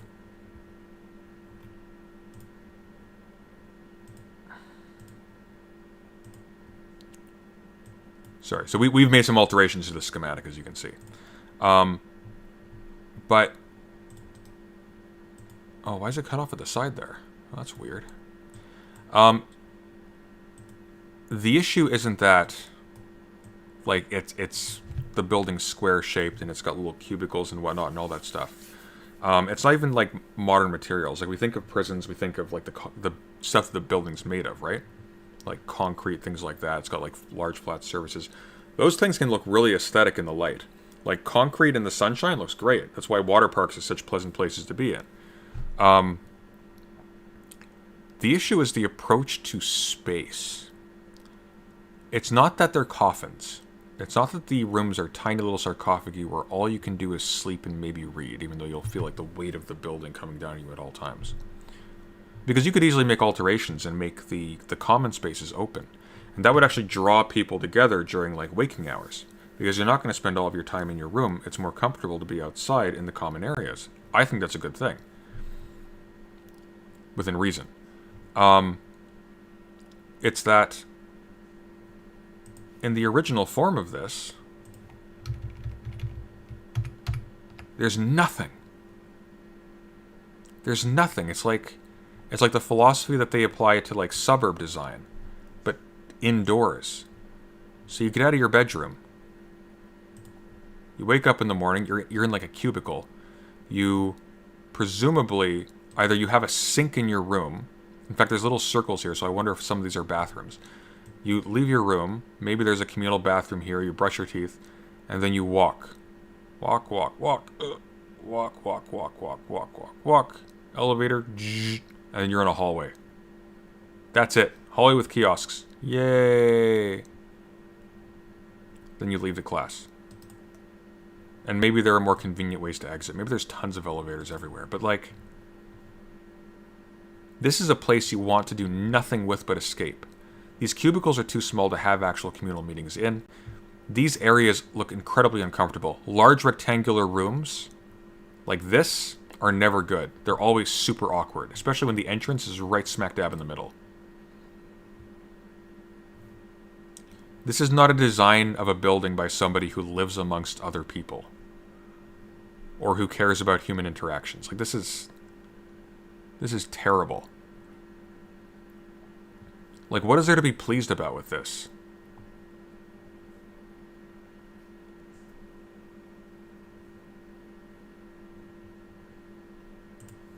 Sorry, I'm going on and on about this stupid building. I hate it. Are the rooms on the end the communal rooms? I mean, I hope they are. Like, maybe. Like, I kind of see that being the case. But they're kind of terrible, especially given, like, the size of these rooms. Because these communal spaces aren't big, and they're all the same. And what can they actually accommodate? Like, you couldn't fit a restaurant or, like, a pub or, like, a coffee shop into any of these. They're minuscule. And even despite them having windows, at the very ends, the windows are still like prison windows. They're just like tiny, narrow slits. And I'm not seeing anything here that indicates the existence of elevators. Like, at all.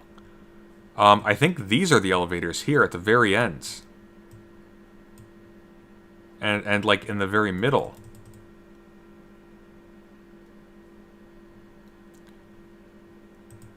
Just an absolutely horrid design.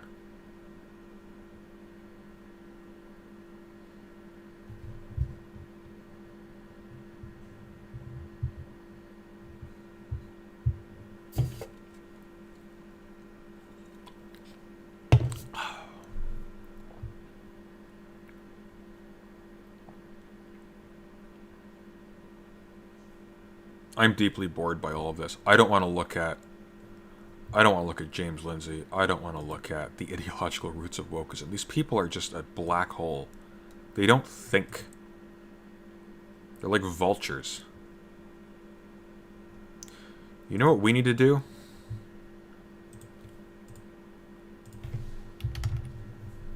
I know what we need to do.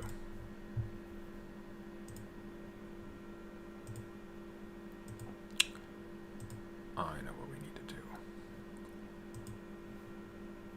We need to boot up Soma, and we need to make some progress in that, because that is less of a dystopia than this is. Sound good?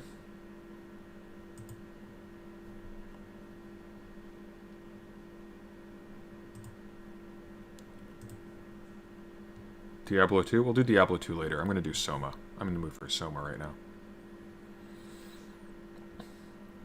Let's do Rousseau. The Rousseau game hasn't come out yet. It's part of the DLC pack for Elden Ring, the Rousseau dungeon. No, nobody wants to watch James Lindsay. James Lindsay is... If James Lindsay didn't say anything, he's viscerally uncomfortable to look at. His face just bothers me.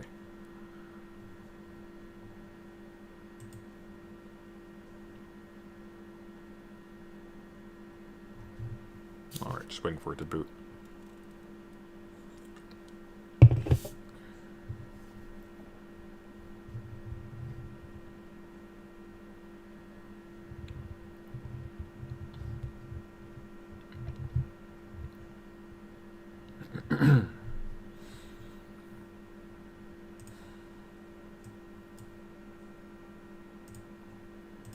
Okay, what are you doing? I just want to play. Just let me play the game. I ask so little.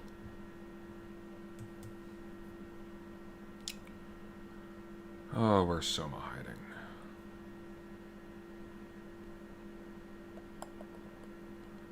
Da, da, da, da, da. Outlast. What the hell happened to Soma?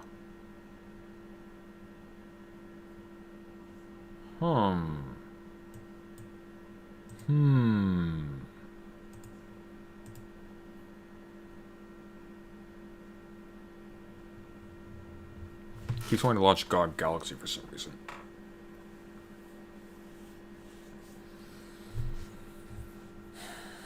Maybe we'll do Diablo. Diablo's just not that interesting to me. Like, I like the aesthetic, but... Like, I don't play stuff for that, you know? Here we go. Here we go. Now we're running. Okay, cool.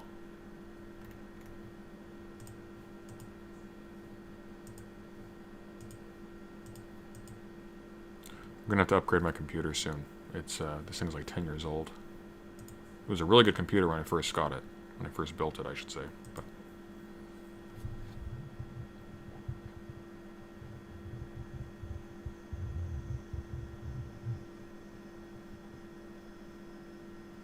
so you cool with reacting to Actual Justice Warrior's recent video on Rittenhouse?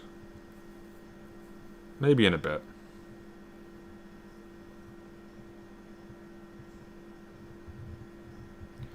I wish these people were more interesting. Like, it's probably a good thing that they aren't. Oh no, come on, you can do it. You can launch. Come on. Come on, try really hard.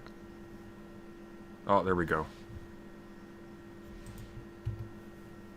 Aha, there we are. Beautiful. You can probably hear that. Whoa.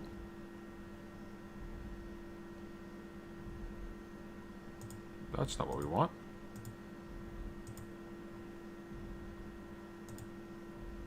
There we go. Okay, that's better. Oh, why is my... Hang on a sec. Why is it showing... Why is it showing my Discord on here? Or not my Discord, my OBS.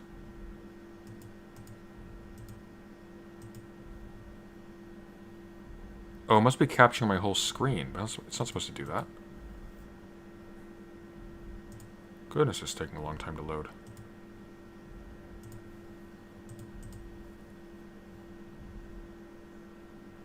Who would count as an interesting conservative? Well, there's a $1 million question. They're not that interesting. Was I drinking a Stella Artois? I am still drinking a Stella Artois.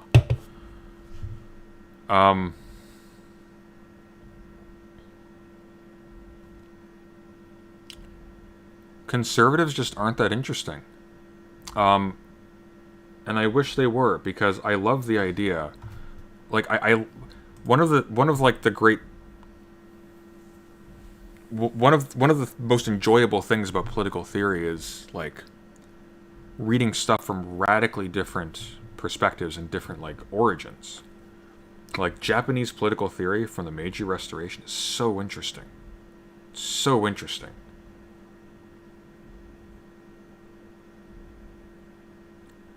Conservatives don't think today. Like even Burke is really bland and boring, frankly, and it's a whole lot of posturing, but you know, he engaged with stuff. Even de Maistre engaged with stuff. Like his response to Rousseau was bad, but it was a response, and it was interesting.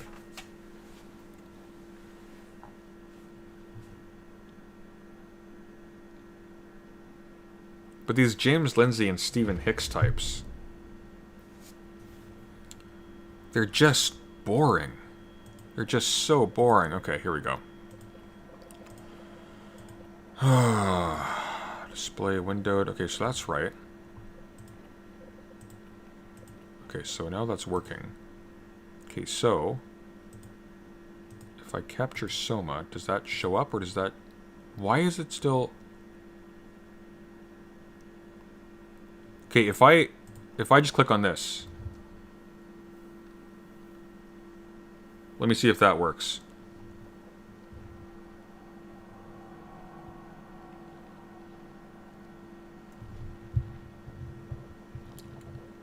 Let me know if you can see Soma.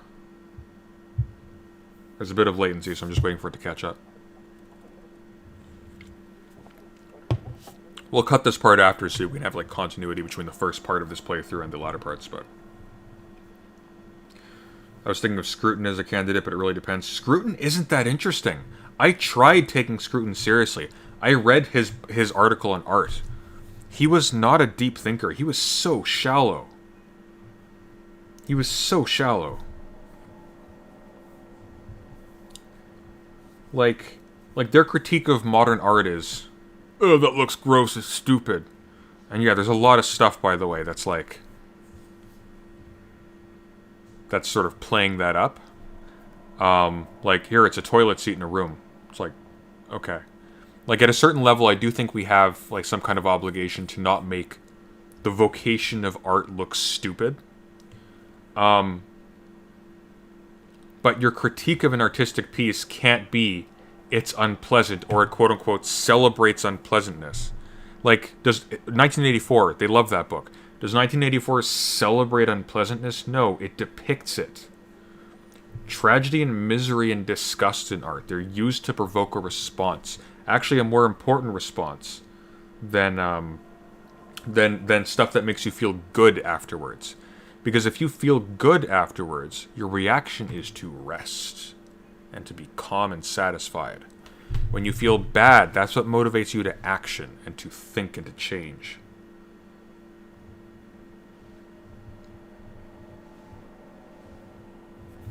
I'm not saying you can't enjoy Scruton, I'm just saying that I didn't. Not at all. Yeah, you're still seeing the OBS, aren't you? That should not be happening. Why is OBS showing on my game capture? Hang on.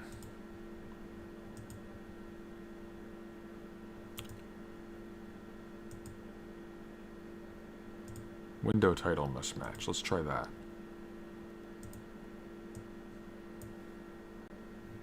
Okay, well, what if I make it... It has to be windowed, though, doesn't it? Let's try borderless. Maybe that'll work.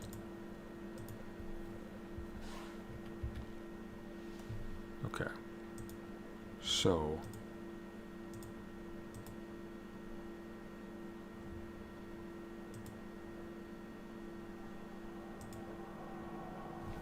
why is it still showing OBS?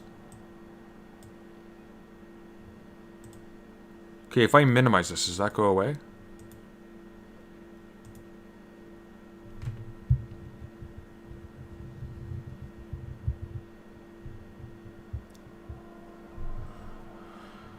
Oh, I'm just waiting for the latency to catch up. I really should put this under lower latency so I can see what actually happens faster. There's like a 10-second delay.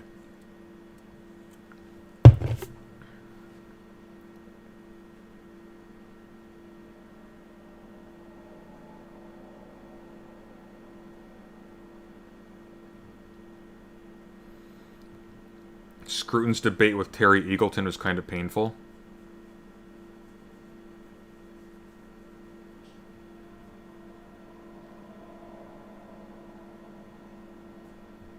Okay, it looks like Soma doesn't want to work. In fact, it's even showing my desktop, so something's going up with that. So I think what we're going to do is we're not going to play Soma because I need to figure out the camera for that and what the hell is going on there. Instead, we're going to look up Scruton versus Terry Eagleton because now I'm kind of curious.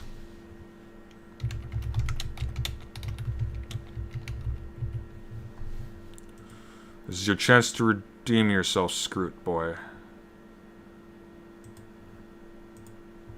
This is the oh, fuck, intelligence squared.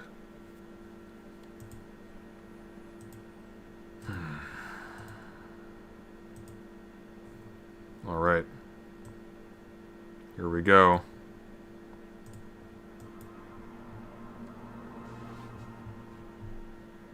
This is from 2012. I should say that this is really the British version of the forthcoming American presidential debates. Although Roger Scruton is infinitely more intelligent than Mitt Romney. God, what a beautiful voice. Left-wing than Barack Obama. I would pay this man $20 an hour just to read me bedtime stories. Neither of which is at all difficult.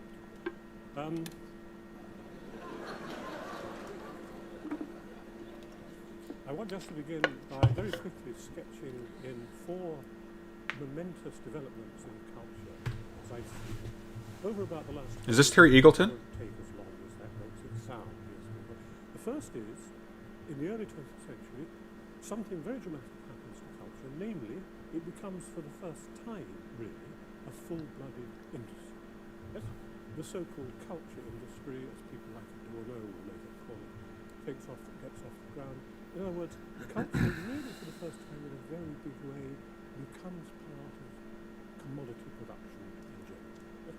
Now, second momentous development, which is really in line with this and extends it, several decades later, perhaps in the 1970s, the era of so-called postmodernism, now not only is culture itself a huge industry, enormously profitable, but other industries, other parts of society begin increasingly... Yeah, they're not that smart, are they? Intelligence squared shouldn't be IQ squared. That's intelligence quotient squared. It should just be I. ...assimilate and integrate. The volume of the video is a little low. Fine, I'll turn it up. In style, design, packaging, advertising, public relations, and so on. What happens then is an intensifying integration of culture and other kinds of social practice, which has the advantage, you might say, that it brings culture down to earth from its rather rarefied status otherwise, but has the distinct disadvantage that it means that culture gradually ceases to operate as critique. That one of the great traditional humanistic functions of culture was, as it were, to open up some daylight between itself and the rest of our social practices and institutions so that it could actually operate as a critique of them. That distance, as it increasingly narrows between culture and society, if you like, means that critique is increasingly muted and blunted, and that happens just in our own period at the same time as another dramatic event, a historic event, which is that the universities finally more or less cease to be centres of humane critique and capitulate almost without a struggle to the priorities of late capitalism. Those two things, the integration of culture, the culture ceasing to be a critique, and the universities increasingly capitulating these priorities, I think can be seen together. I was, about a year ago, being shown around what I was told was the greatest, the biggest anyway, not greatest, university in South Asia by the president, who was proudly pointing out his business school and managerial courses and so on. And I said, there doesn't seem to be anything critical here. And he looked at me as though I'd said, where are the PhDs on pole dancing? And he said, your comment will be noted, rather stiffly, took out some small technological gadget, spoke 2 words into it, probably, kill him. Closed it and put it away. Right. The third momentous development, which I think Roger in particular may want to engage with, is when culture ceases to be an attempt, a surrogate for religion. Yes? You can write the history of modernity, among other things, but he gets a pass because his series voice of is just attempts by various ASMR perfection. things, the nation, the state, culture, and so on, to stand in for a failing religion. Culture was in a way a very plausible candidate, both culture in the narrow artistic sense and culture in the broader way of life, anthropological sense. What happens over the 20th century, I think, is that this becomes less and less plausible. The idea that the arts will save us, which in some ways is a theme of modernism, a theme of high modernism, is as it were, gradually discredited. There is an excellent book, actually not yet published, about to be published on this theme, full of brilliant insights, called Culture and the Death of God, written by me, which looks at this whole... in a rather dramatic way, culture made a bid for power, a bid, as it were, to oust God, to oust theology and religion. And that, wasn't a stupid idea, because culture is concerned with deep fundamental values, if you like, with a kind of transcendence, as well as with everyday practices like religion. It was in some ways a very plausible candidate to replace religion, but it didn't work for all kinds of reasons. The fourth dramatic development over that century, I think, is this, that at a certain, let me put it this way, at a certain point, culture ceased to be part of the solution and became part of the problem. What I mean by that is that one rather generous-minded but somewhat hopelessly idealist version of culture had seen culture as the common ground on which we could all meet in our fundamental shared humanity, regardless of our rather trivial differences of gender, nationality, ethnicity, class, and so on. That was a rather abstract concept, and you needed to concretize it. You needed something you could, as it were, hold in your hand and say, this crystallizes, this distills those deep shared values. And the name of that was literature. Literature was a marvelously portable way, so to speak, of carrying this deep consensus of values around you. That was, in many ways, a very generous-minded and progressive idea in its time. What happens from the mid-20th century onwards is that that, too, becomes increasingly unviable. And the reason for that, I think, is this. The greatest, the most wildly successful revolutionary movement of the modern period was revolutionary nationalism, which in the mid-decades, particularly of the 20th century... I thought that was the transfigured Bolsheviks. the earth. Yes? For revolutionary nationalism, and for the various kinds of identity politics, so-called, that came after it, culture was now, as it were, part of the problem, not part of the solution. Culture in the broad sense of identity, language, symbol, daily practice, kinship, tradition. Okay, I love this guy's voice, but he's talking out of his ass. It pains me to say it. Affiliation, community, all of these things were now politically problematic.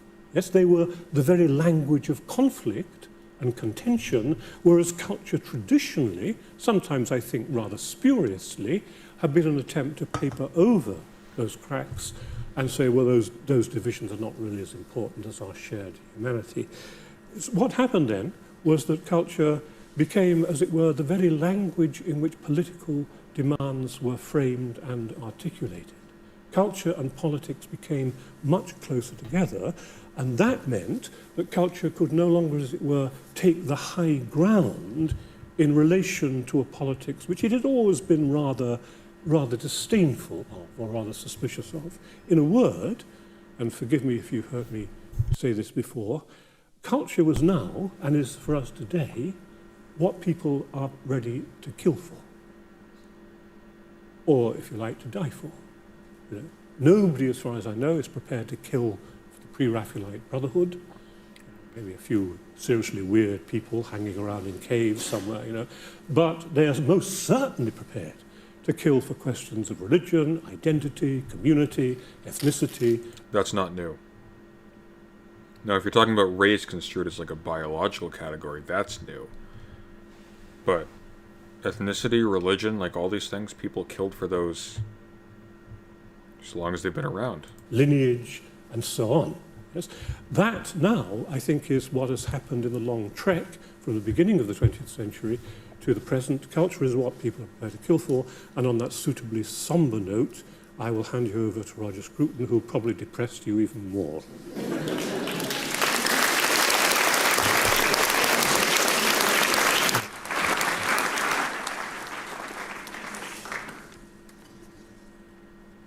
Well, that was an extremely interesting survey of a This is the particular coziest view debate I've ever seen. of what culture is and what it can do for us.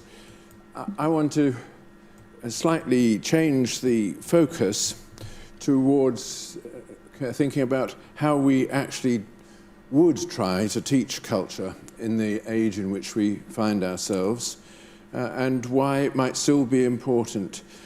Terry has said some very important things, in fact, about the history of the culture industry in the last century. And I can't say that I disagree with everything that he says, although I think there's one very important remark that he makes which I would fundamentally disagree with, which is that his remark that the universities have capitulated to capitalism. As a unique defender of capitalism in my university, for which I was never rewarded, I can only say that that's the opposite of the truth. Where I taught in London University, everybody in the humanities departments and social sciences had capitulated to socialism. Many of them under the influence of Terry Eagleton.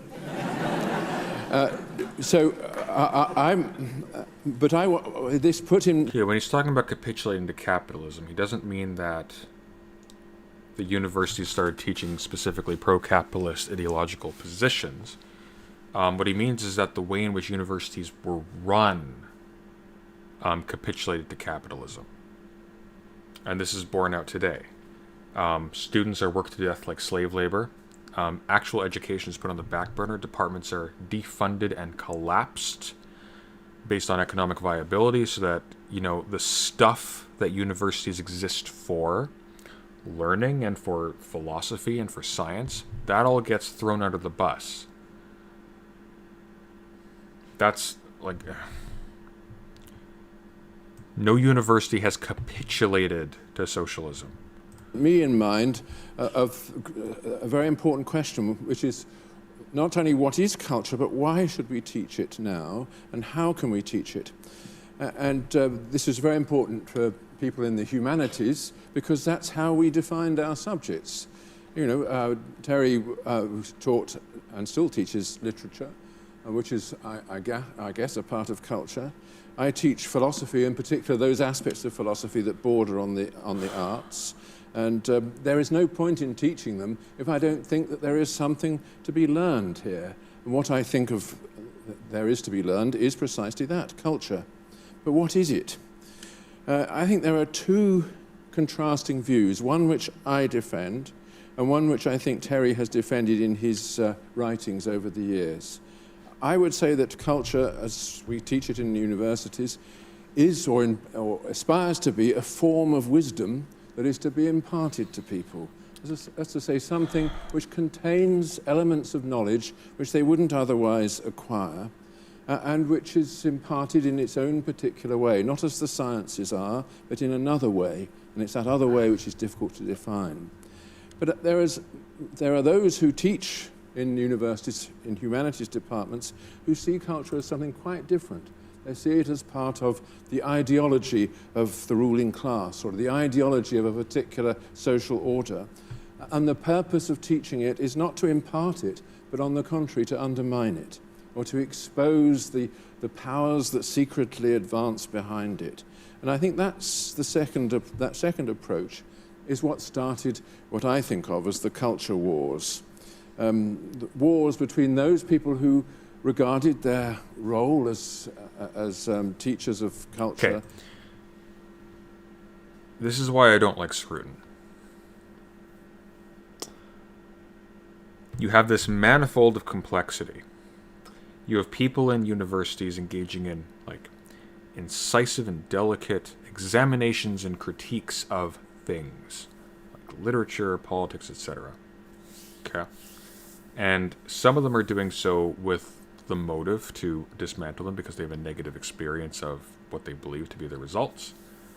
Some of them are doing so because that's a part of how they appreciate it and how they understand it further. Like it's in critiquing it, they acknowledge its value. Scruton carries with him the assumption that certain of these things are good and certain of these things are bad.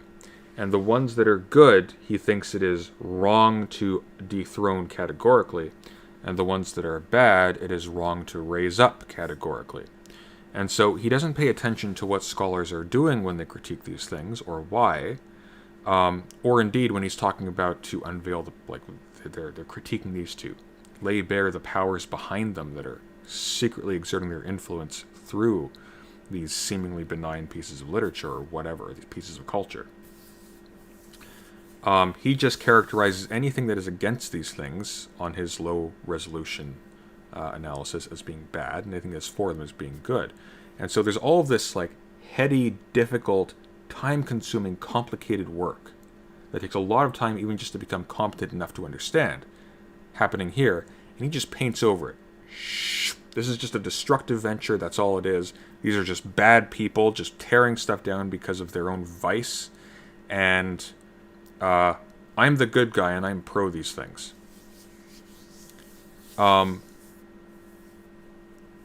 That is satisfying to him as a form of analysis, or was satisfying to him. He's quite dead now.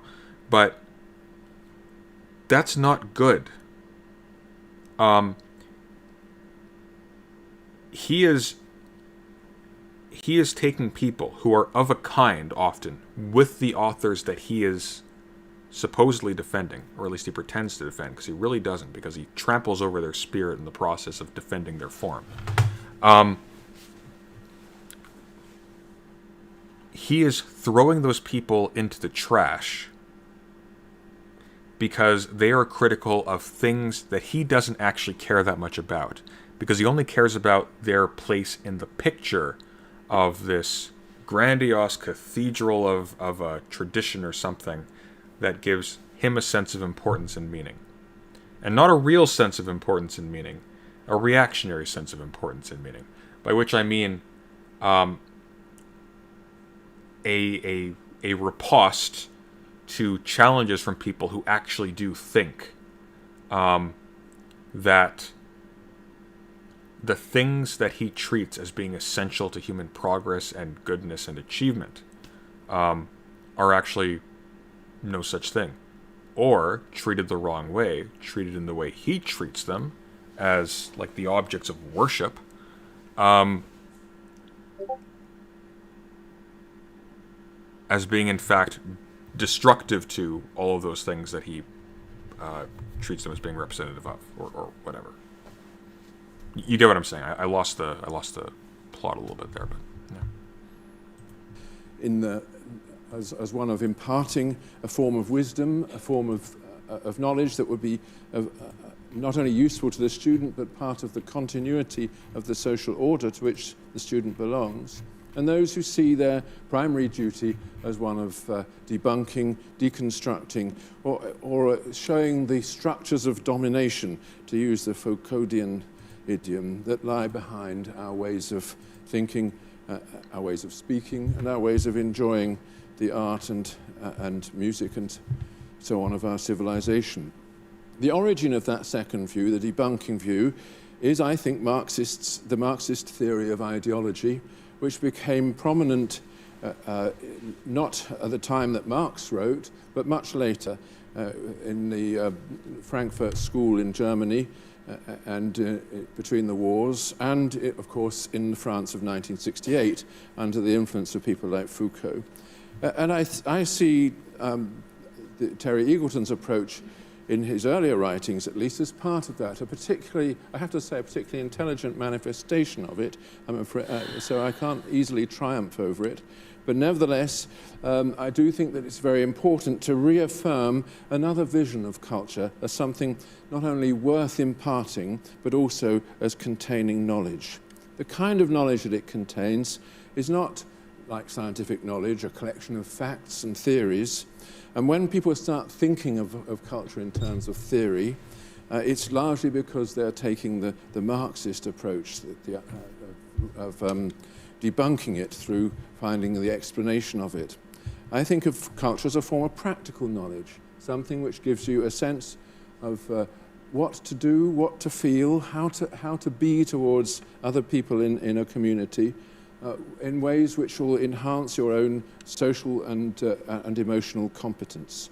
I think this is what you learn from literature, and I think in particular you learn it from music. And yeah, there's no way in hell this man has read Foucault.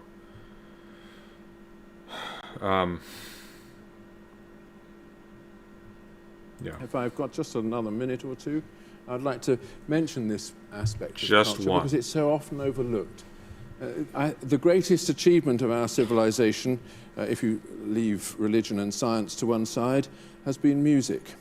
A continuous tradition of reflection through the articulate sound on what it is to be human. What?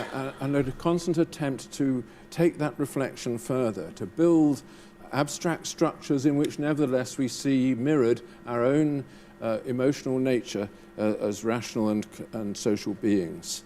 And I think this great achievement is something which I think can be imparted to the young, and it changes their lives. It changes their way not only of thinking about the world, but of seeing each other. Nothing can be done to enhance this acculturation by giving a Marxist theory of where it all came from.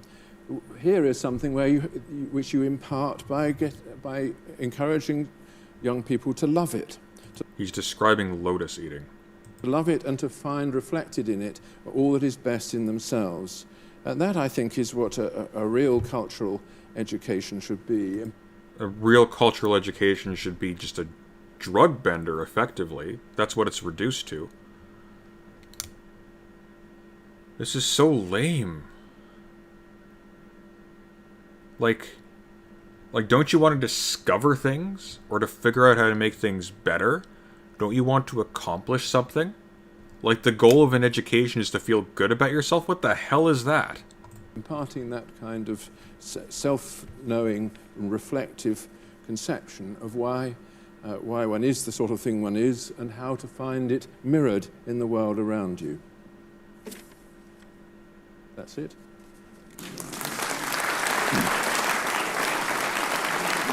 This is lunacy. Why don't we watch the paint drying? Because the paint drying doesn't give you those delicious ASMR tingles behind your ears. That's why.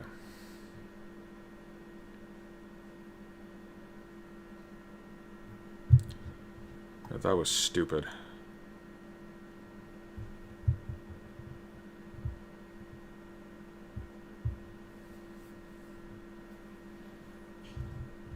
Okay, apparently there's an actual Justice Warrior video about the scope of education is to combat my political opposition. Yeah, basically. Apparently there's an actual Justice Warrior video about Rittenhouse. who was guilty of murder, in my humble opinion. Here we go. Julius Jones caught lying. In this video, I go over the Julius Jones clemency hearing and show how he was caught lying multiple times throughout the course of it. I explain why it's more important now more than ever to fight for justice for Paul. What the hell is this? Oh, this isn't it. FBI hid evidence proving Rittenhouse is innocent. Here we go. Greetings and salutations, everyone. My name is Sean. I'm your host. I don't even know why I'm wasting your Bro, just play Soma. I tried to play Soma. The game wouldn't launch. I'm going to have to restart my computer at some point.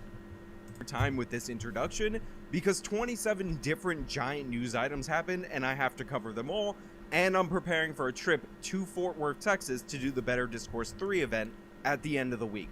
So we're going to do Julius Jones, we're going to do all the other things that you guys know of you, and believe me, I mean a lot of you, have told me about property, or crypto, or that's noblegoldinvestments.com. No. Under Wisconsin Here we go. this in excruciating detail. We've reviewed the videos. We talked through every aspect of the case, specifically Wisconsin self-defense law, and all of this was contingent on the fact that we didn't know exactly what happened, precipitating the first confrontation between cops. He's guilty of criminal homicide. I'm not sure about murder. I'm talking about, like, ethically from my vantage. I think he's guilty of murder. I understand the legality of it's different. But basically, it's not a question of whether or not Kyle was assaulted in the moment. I think it was appropriate for him to fire on the people who pursued him. The issue with Kyle Rittenhouse is that he put himself illegally into a situation in which he would have to do so. Like, he was courting an engagement in which he killed people, in which he would have to kill people. That doesn't change the fact that in the moment, when he's being pursued on the street, he has no reason to expect the people chasing him aren't going to kill him. Like, at that point, like, it makes sense. Like, you can't tell him not to fire in self-defense at that stage. But then he's only in that situation in the first place because of something that he did against the law, no less. So, like, ethically, should he have allowed himself to be killed? That would probably be the most just thing. But should he have allowed himself to be killed? No. And he very well could have been killed if he had not fired back. So it's like, it's a mess. The state line's argument would be his saving grace, it's all self-defense. Yeah. Like, this is pretty clear cut. Like, he illegally took a weapon to a protest in the dark, where there are firecrackers going off, all that stuff. There are police around, and they're protesting police violence. He stands there with a rifle. Like, what do you think's going to happen? What could he have possibly thought was going to happen? And, like, he's a kid, right? Like, we know how kids think when it comes to this stuff. They think, oh, I'm going to be so badass with my gun, and I'll have to fight to save, like, the innocent people's property if the barbarian protesters start running at me.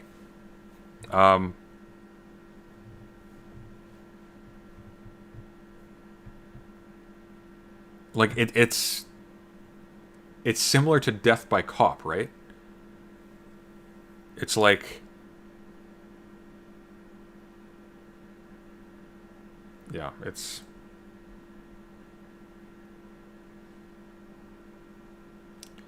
not just that Kyle put himself in danger under the pretext of protecting other people's private property.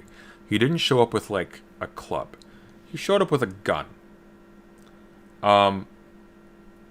He showed up with a gun in the dark. And he had to have expected. He had to have expected that somebody would react to that.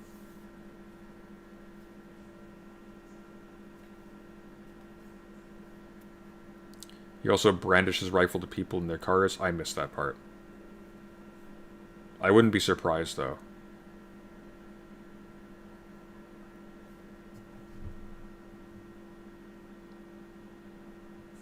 Kyle Rittenhouse and Joseph Rosenbaum. Now, I talked about how under Wisconsin self-defense law, sections 2A and 2B, which we've reviewed a bunch of different times, they're going to be on screen. Provocation affects the privilege of self-defense. A person who engages in unlawful conduct of a type likely to provoke others to attack him or her and thereby does provoke an attack is not entitled to claim the privilege of self-defense against such attack. except in the attack which ensues is of a type causing the person engaging in the unlawful conduct to reasonably believe that he or she is in imminent danger of death or great bodily harm. Yeah, so that describes what Rittenhouse did fairly accurately, I think. Kyle Rittenhouse fleeing this situation, even if he started this encounter, makes him eligible to claim self-defense in this situation. Yay, he gets off of effectively orchestrating the execution of several strangers for no reason on a technicality, and this bugman is so excited about it. People I have skipped this the next weird, video. ridiculous view of self-defense laws in this nation, and it's quite literally the schoolyard view of self-defense. That if you start a confrontation, literally everything that happens beyond the point where you started is somehow the fault of the person who started it. That is not how the law works. Imagine this situation. If somebody goes to carjack somebody else, in that situation, in many states in this country, the Castle Doctrine, which extends to vehicles, could be enforced, and that person could shoot and kill the carjacker dead. You know, carjackers like Julius Jones, you get that reference. Now, if the carjacker runs away because he gets scared off, and the person who was carjacked then chases down the carjacker and then tries to kill the carjacker after the confrontation initially ended, this whole new confrontation, there's a whole new set of rules in terms of self-defense in the state of Wisconsin. And now that previous carjacker would be able to defend themselves. So this is how we've been talking about the Rittenhouse case. And the reason why we wanted to talk about the Rittenhouse case on this channel in this manner is because we wanted to give the maximum... Yeah, we get the idea. This is boring. We're not going to go over this. This is just like, this is tabloid crap. Suggest interesting things, people. I'm not Vosh. Like... Give me something interesting to look at. I'm not just gonna like go over that endlessly. There are so many other people who do that stuff. Let me see if I can't get Soma to run again.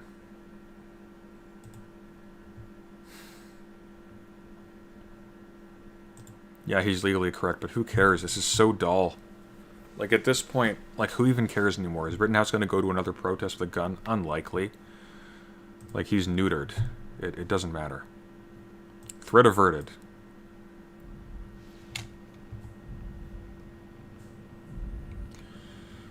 Oh, okay, I think it might actually work this time.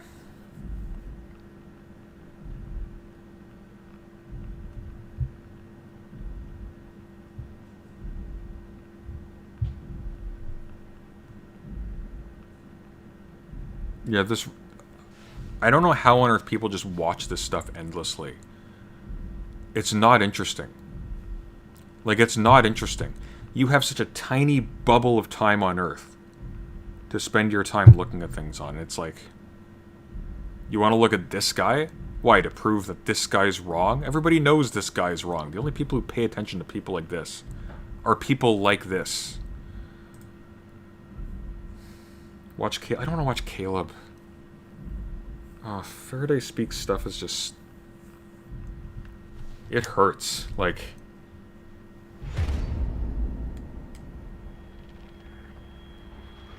Can we transition into a theory stream? I'm open to suggestions. The catch of the theory stream is I have to talk. Endlessly. Okay. Okay, I think this might actually work this time. So let's see if this,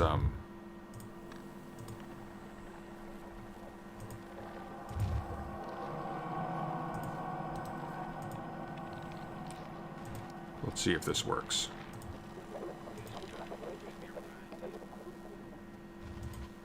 Oh! Haha! Yes! Brilliant, we got it. We got it, we did it. It works. Okay. Let's make me smaller here so you can see what's happening. Oh, thank God. No more. I was worried I was gonna have to look at that goddamn James Lindsay thing.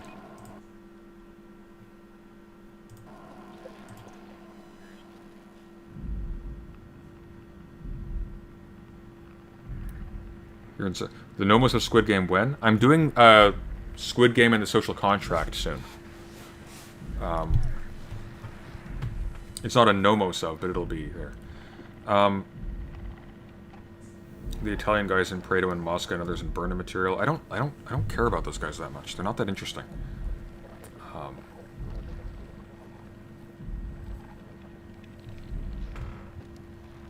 Like, the elite school is boring. They're really boring.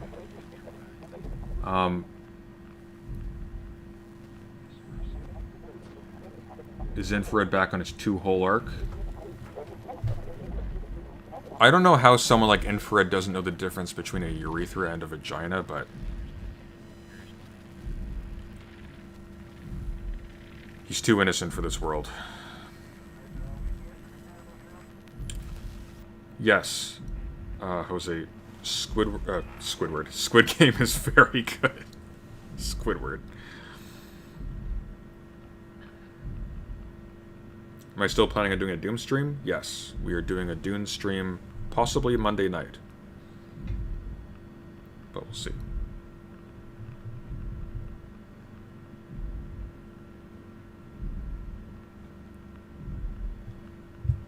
You watched parts of Squid Game and you hate it? How? Squid Game is so good. It's... a lot of stuff coming out of Korea has been fantastic recently. One of my favorite ones is Kingdom, which I can't recommend enough, and I don't want to spoil it, but it's worth it. It is so good. Best horror series, horror political series. So unusual, but it's so good.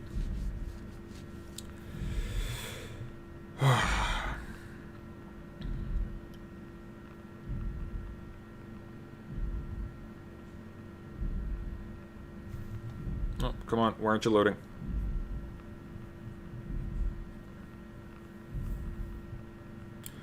I'm gonna get some tea quickly.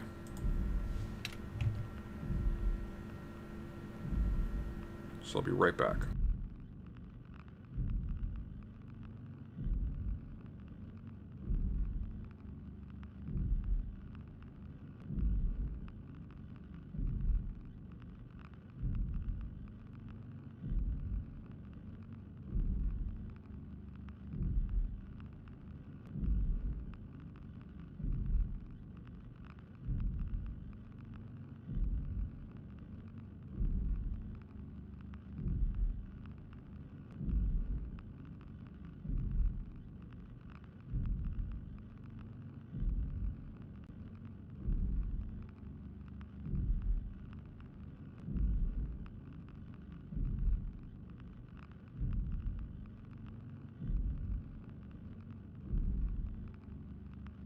Do I still plan on doing a Machiavelli video? Yes.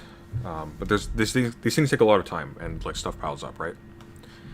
Like, I can't stress enough. Like, a 10-minute video can easily take 5 to 8 hours to do, depending on what it is. Like, that's not counting research time.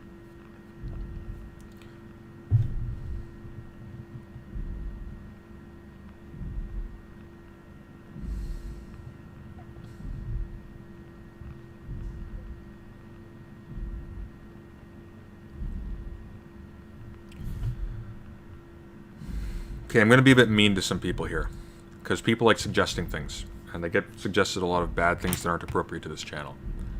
Oh no, is this frozen? Is this frozen? No. No, it was working. It was working. We were all happy. Things were okay. It says it's still... What the hell? Okay, we'll give it a couple seconds. I don't know why it's taking so long to load. Okay. I'm going to be mean to some of you. Some people pick their philosophical and political, the things of that genre that they're interested in based on their standpoint. So they aren't actually investigating what people think. They are bolstering what they already think and furnishing it with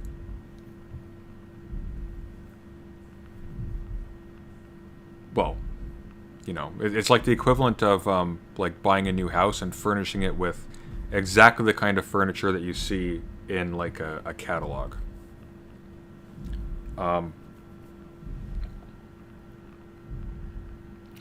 Just because there are like libertarian, or elite theory or Marxist or whatever canons doesn't mean that everything that you group into that is going to be interesting to go through or like a priority. Now, all of these thinkers are worth doing, but like, do Pareto or Mosca. Like why? Why Pareto or Mosca? Or like, why not one of these for a particular purpose, you know?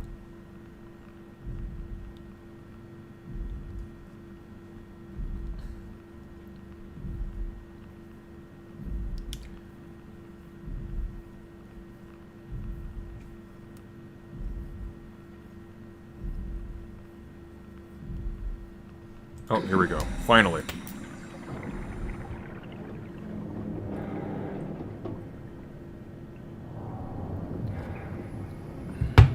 All right.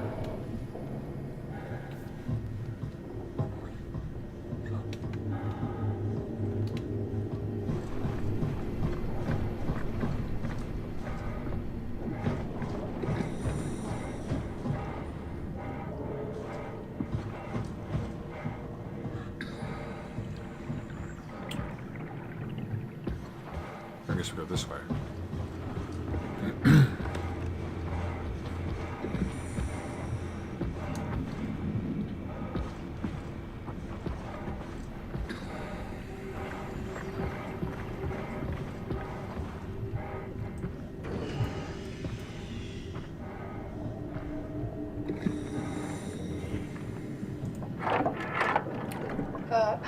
What? What is this? Curie Emergency Vessel 4. Hey, Simon, can you hear me? I hear you. Can you get this thing running? Hang on, I'll give it a try.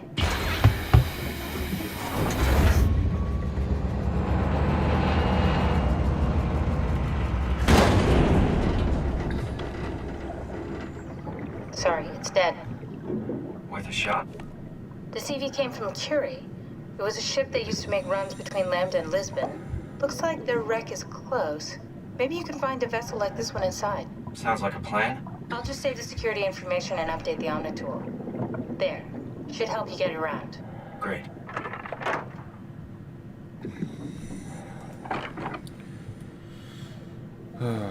I suggested the AGW video because the Rittenhouse trial is currently happening. So what? There's so many trials happening. There's always going to be trials going on. Always. Always, always. You know what kinds of people are interested in only what's going on currently right now all the time? Really, really boring people. Not you. Sorry, I'm not like dissing you here. It's just like think about it.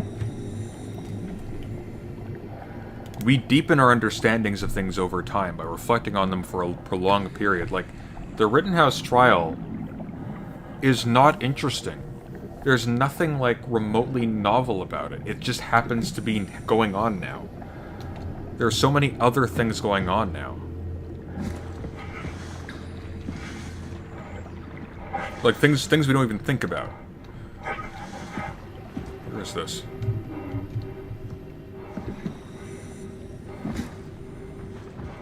Okay, I guess we go in here.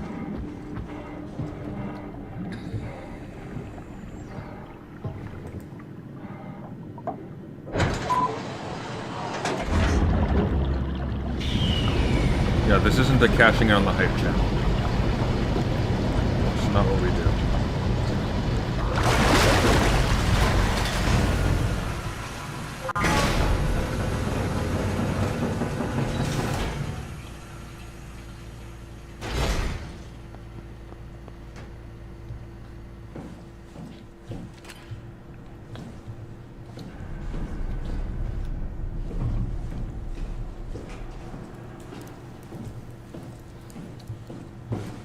Oh, why do I think we just went backwards? Oh, we did, didn't we? This is where we, yeah, okay, we went backwards. What the hell happened in there? That's not good. Alright. Okay, we've got our bearings now.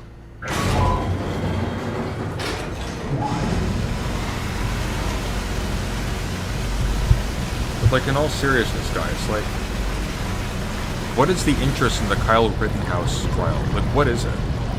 what changes if he gets let off or if he gets sentenced more or less harshly? What? Nothing changes. Like, some guy you don't know, some dumb kid, is either made more or less miserable. Life's shorter than that, people. We need to spend our time doing meaningful things, like playing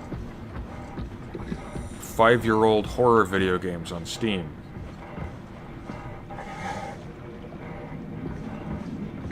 Okay, so we're going this way now. Oh, I love that feeling when you jump.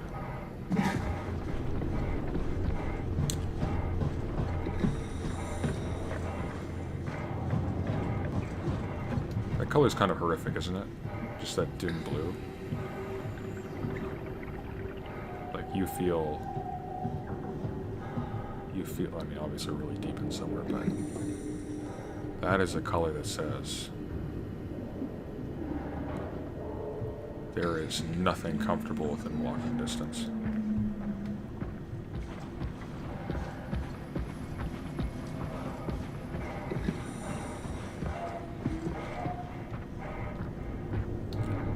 I don't know. I find like so much of what these guys cover just so boring. So boring, so pointless.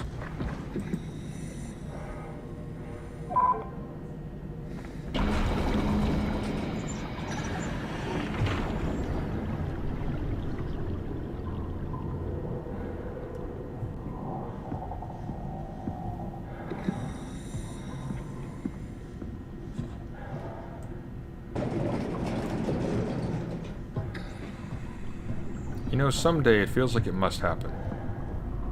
There must at some point in the future be somebody who will be in an experience like this, where they're the last person around, and they're just traversing the ruins. Not like Dark Souls ruins, not ruins with stories, just like the bellies of various machines, and that'll be like their last moments of existence. Like, it has to happen. It feels like it has to happen. I don't know. There's weird extremes of time where you stop being able to say anything really cogent. Did we just go in a circle? No, we didn't. Okay. Oh, that wasn't the Curie. That's just a ship. I see. Okay. What? What? Oh! Yeah.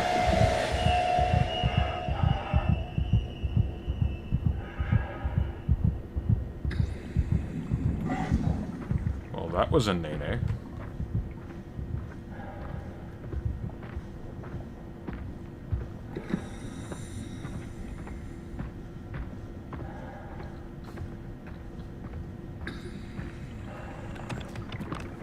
Like, what do you... Here's a question for you. Like, what do you think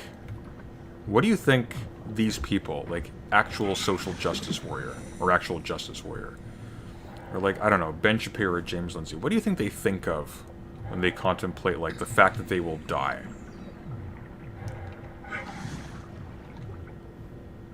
Like, these people must be so boring. Like, you can't even envy them. You can't even envy them for their success, because it's like envying a bug that's been given a mansion to live in. Ooh. Now that is big.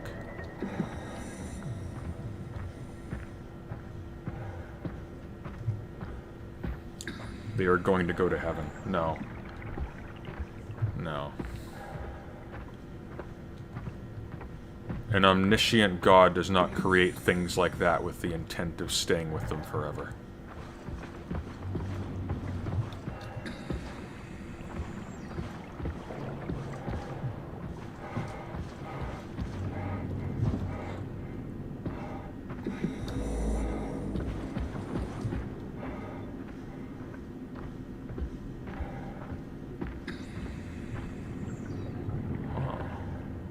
exploded outwards.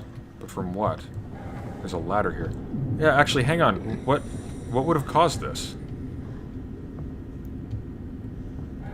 This isn't like, why is there such a breach here? Like, look at this explosion. Like, it looks like it's gone inside on this side and outward on this side. So what tore this up? This is such a weird piece of damage.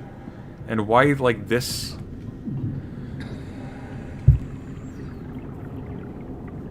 This is the weirdest room. So, there's just a ladder here. There's no turbines. There's no fuel. I guess that could be fuel. I don't know. But, it's intact, though, so that can't be this cause of the explosion. Either I am being stupid and missing something obvious, or... I think the design team wasn't really thinking this one through all the way. That was not a nice sound. I did not like that sound. That was an evil sounding tickle.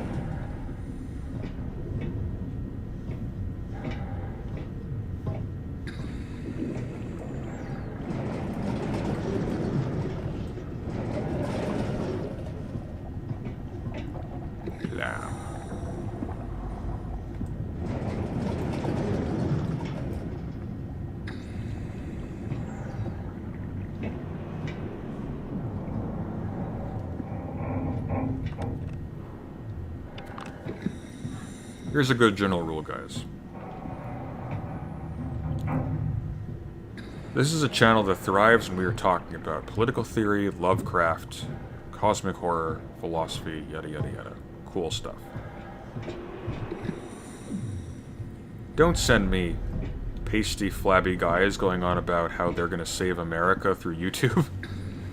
We're not gonna have a good time.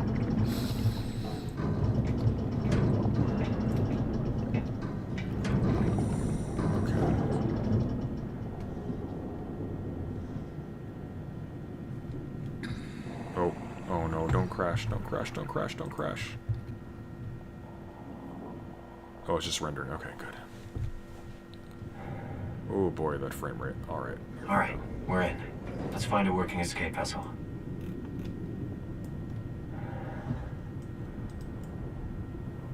This is almost cozy, isn't it?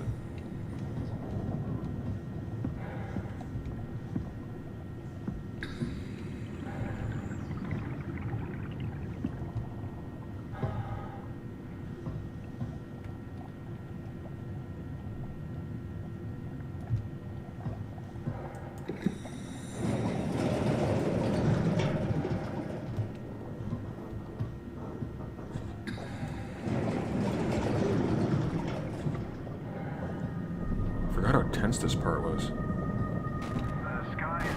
Oh. That's not good. Incredibly dark. In the distance, I can see land. According to navigation, it's Lisbon, the coast of Portugal. Any signs of life? Over.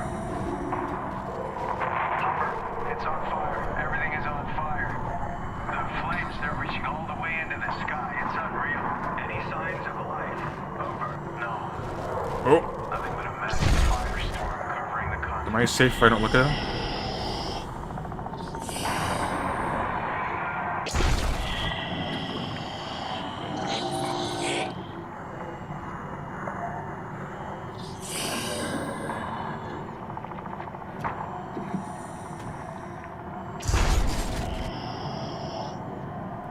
Just quiet, I'm trying to watch the TV.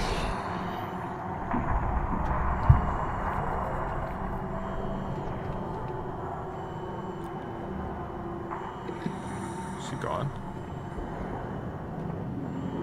I think he's gone. Oh. Do you mind? The sky is pitch black. I'll just back into the room, I guess. Oh, is he in front of the door? I'm In the distance, I can see land. According to navigation, it's Lisbon, the coast of Portugal. Any signs of life? Over. Hopper, it's on fire. Everything is on fire. The flames, they're reaching all the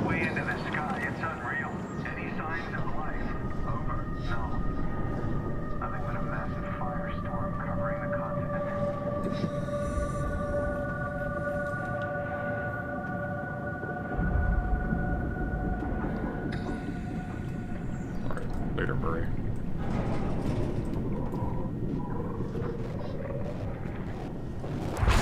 Ah!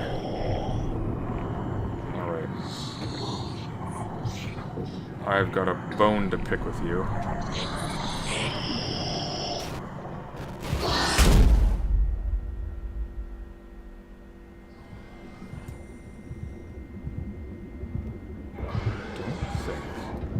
Supposed to do that. Alright, I guess we run.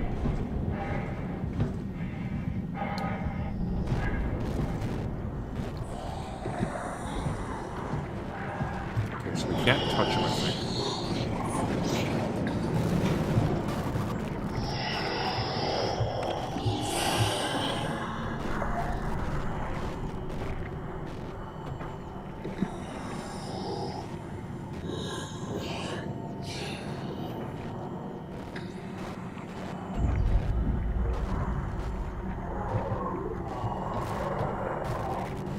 Is he walking? I thought he only teleported.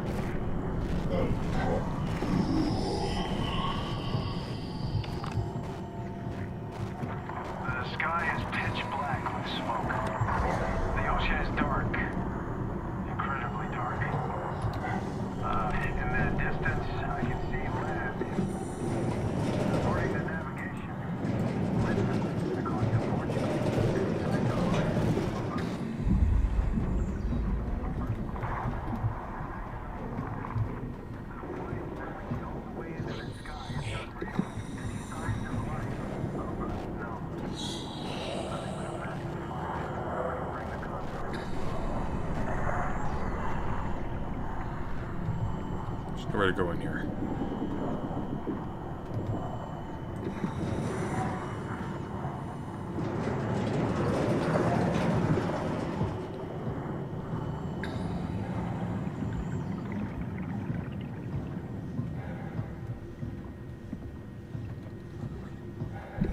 Well, this looks promising. Oh no, did I just go in a circle? God damn it.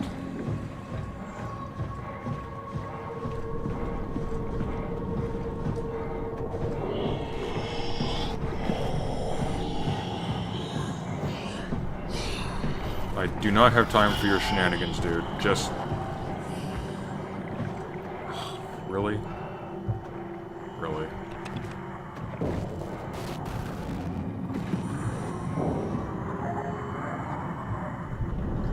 I'm so dead.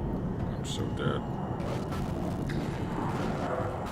Oh, he's gone. So I go this way. And run right into him, aren't I? A sphincter.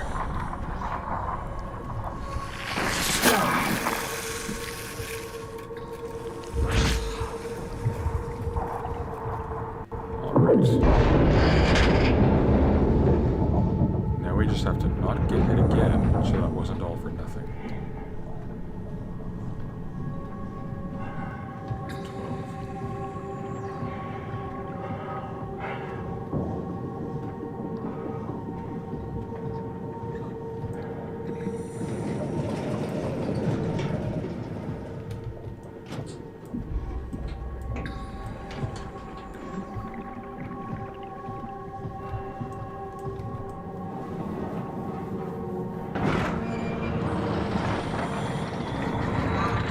12. Come on, come on.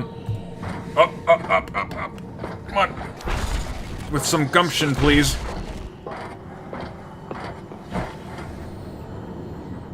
Okay.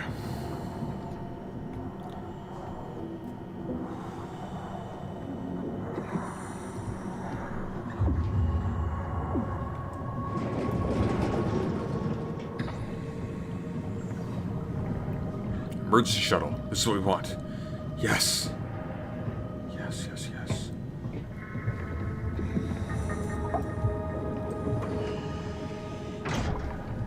Yes. Yes. Huh? What? Oh, you made it. This is much better. Let's see if we can't get this thing moving. Oh, wait, what? Safety locks are blocking the vessel's release. Are you kidding? Oh, How no. much more of an emergency could this ship be in? It's on the bottom of the sea. Take a look at the engine room and see if you can figure it out. Maybe there's an override or something. There's monsters out there, like the ones we saw at Lambda. The more reason to get going. What? Come on, you know the drill. Don't look at them or get too close. It'll mess with your circuits. Oh, shit. We need to get out of here. I know. I'm going. Hey, William Kurt, you wanted to chat at some point, didn't you? Something is stabilizing the ship. We need to let it know this is an emergency. Let me know if you still do. Maybe we can at least make introductions today before I go off.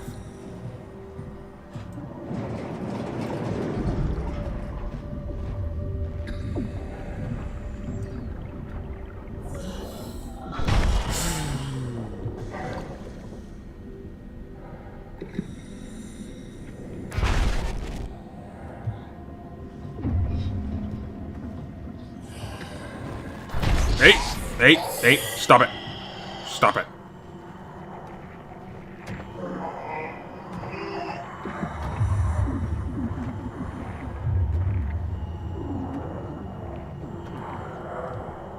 You know what this kind of reminds me of? When I played Medal of Honor Rising Sun, the first level on GameCube. Where you're like climbing up the ship as it's being blown to pieces by Japanese fighter craft.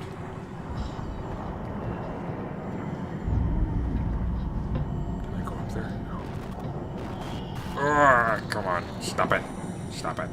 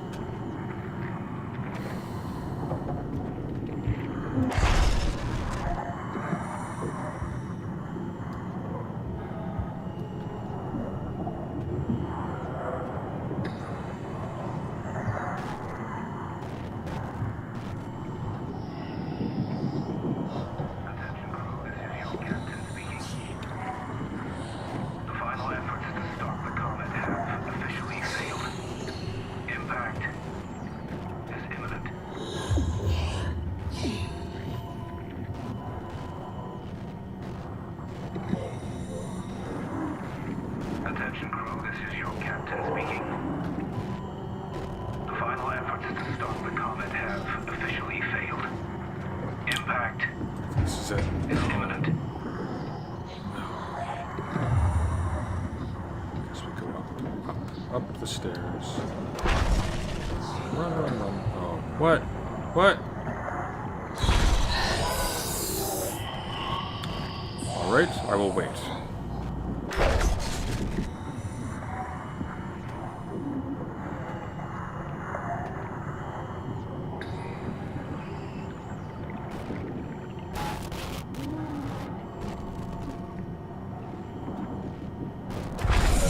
Hey!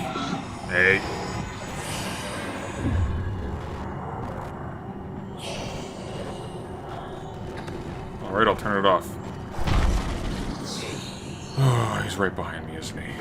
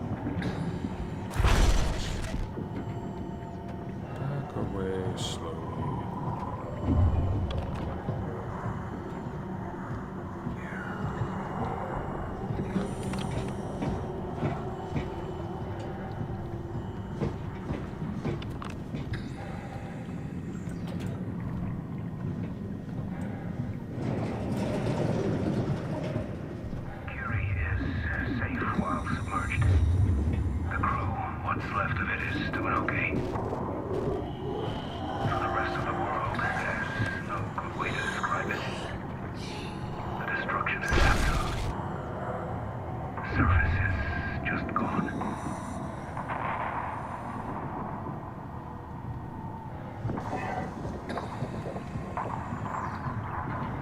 Surface is just gone. Curie is safe while submerged. The crew, what's left of it, is still okay.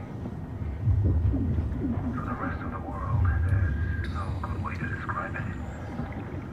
The destruction is absolute. The surface is just gone. Destruction is absolute. So there are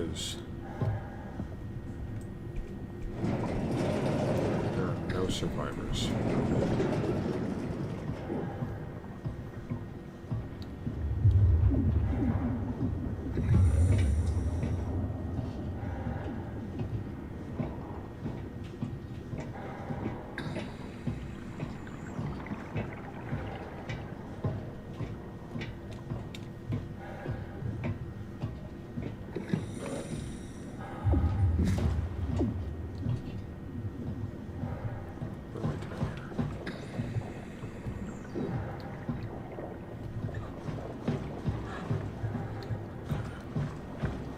Did I do anything with those? I can't remember.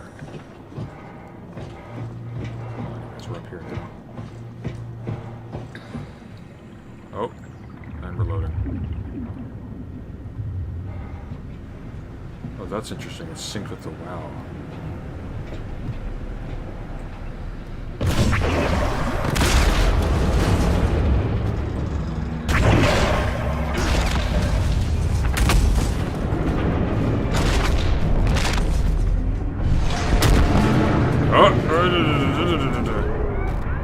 Warning. Reactor collapse imminent. Proceed to the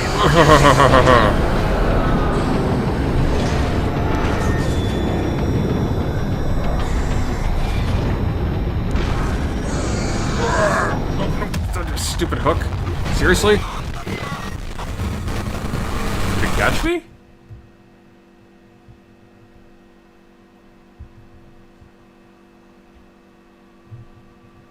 I died?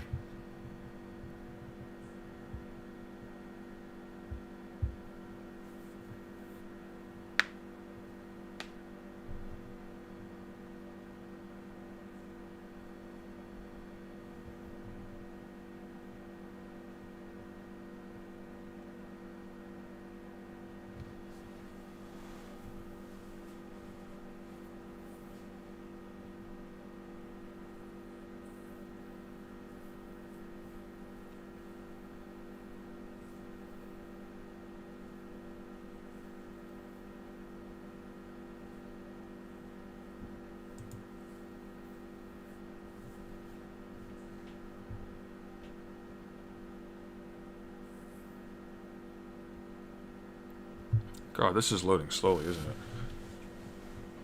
Oh, here we go. Alright, so...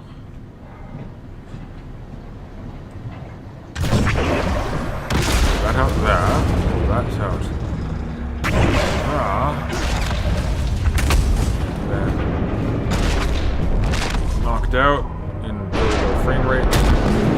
Look directly at the creature, which is now not caring whether we look at it. Come on, turn around. Come on. Oh my god, why are you going so slow? reactor collapse imminent. Proceed to the emergency vessels. What is going on? Alright, run. I'm gonna go this way this time because... oh, god damn it. You gotta be freaking kidding me. I was so mad about that. That hook stopped me. Because it just doesn't... it doesn't obey physics or something.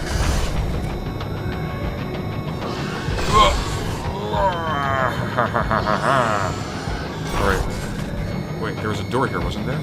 No! What the hell? How did I get in here? Yes. Oh, stairs, of course. Why are you leaning to the side? I thought you were a robot. Why are you limping?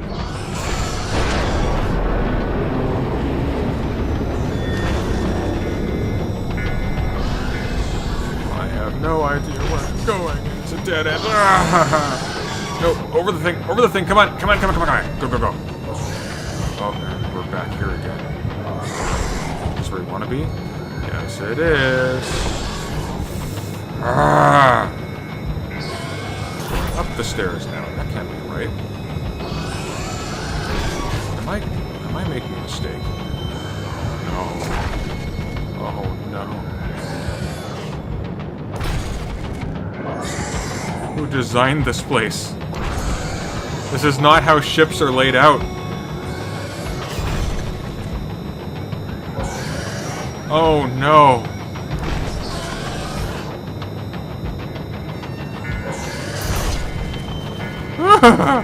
Okay. Where am I supposed to go? Okay, here we are again. Here we are again. Is there...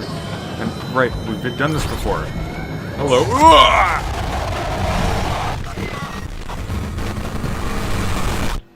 Tartar sauce.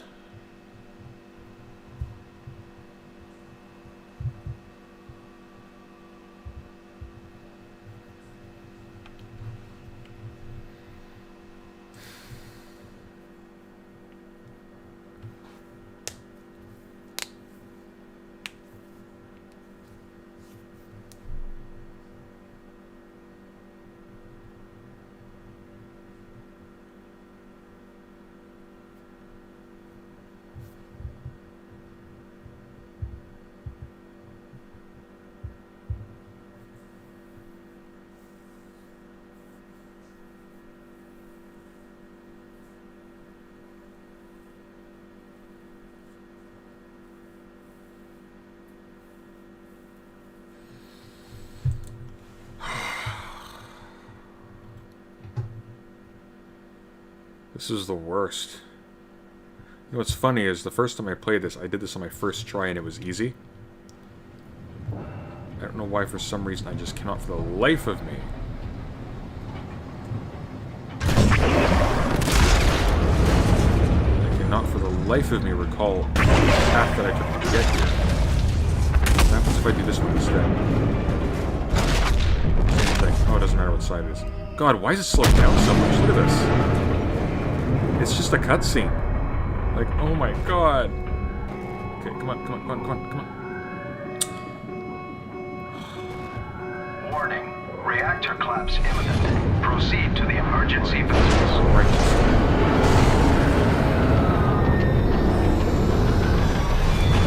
Avoid that. Here. Then, oh, we're here again. That's not good. That's not good. Oh, this is very bad. This is about as bad as it gets.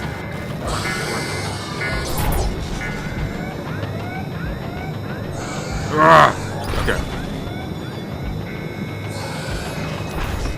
Up the stairs. No, not up the stairs. Okay, so down the stairs. Down the stairs. Okay, so we go out. We turn left. We go down the stairs. Okay. We don't go up the stairs. We go down the stairs. Yeah, I don't know what's going on with the lag. That's ridiculous. Down the stairs. Down the stairs.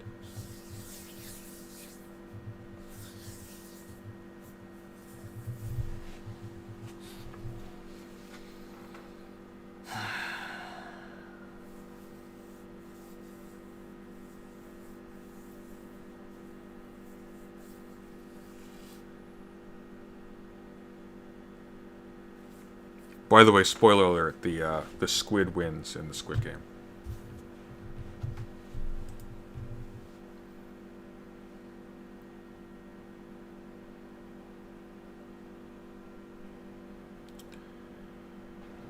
Okay.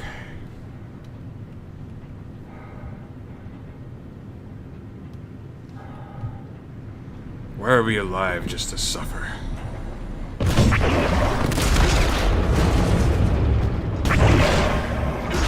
Pulling these out is so satisfying.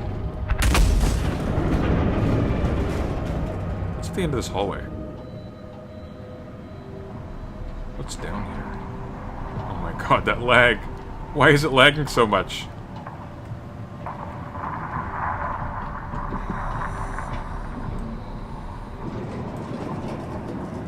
What is this?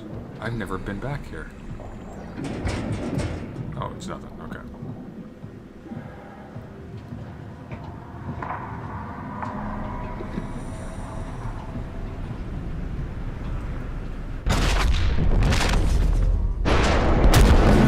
Oh, it's smooth. That means this is the time. Warning. Reactor collapse imminent. Emergency vessels. Okay.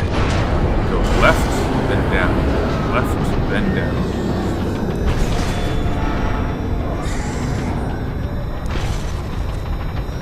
Left. Down. Yes. No. Down faster. Down faster. Come on. Fast. Yes. Right.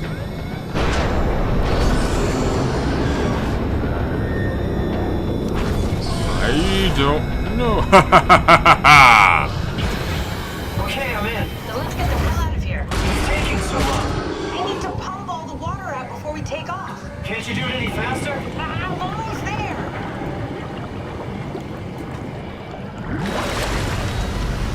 All right, here we go. Hold on to something.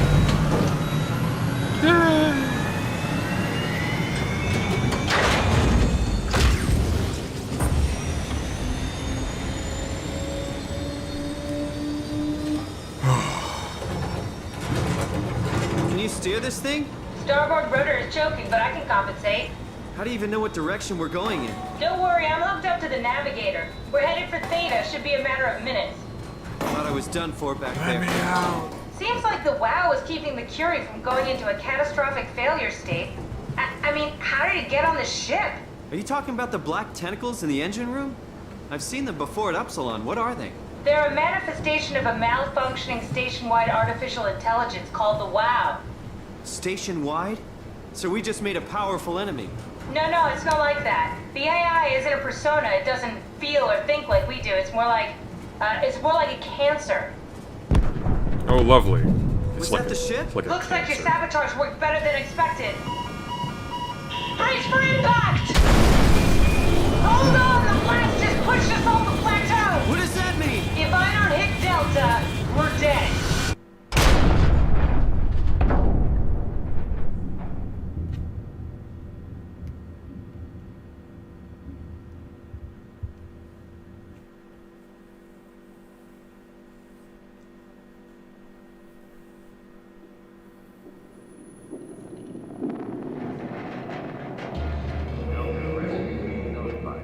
Please remain seated.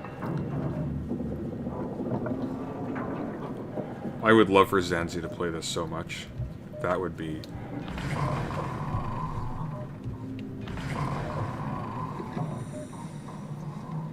That would be good.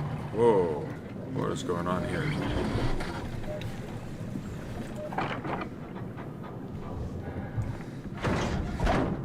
Never get this open.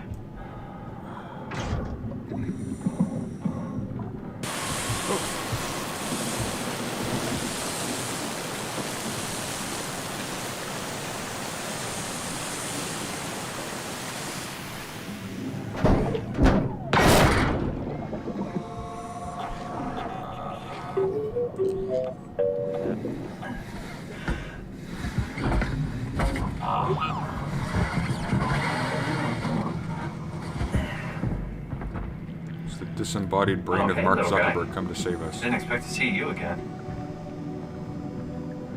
Don't worry, Kath. I'll find a way to Theta.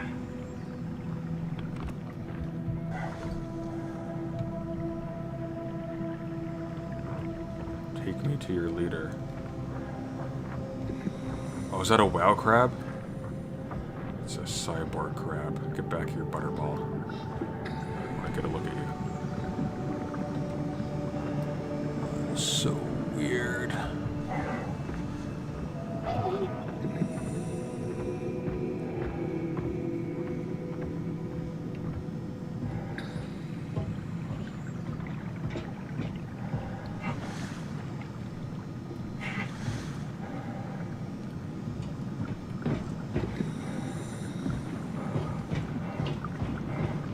Delta.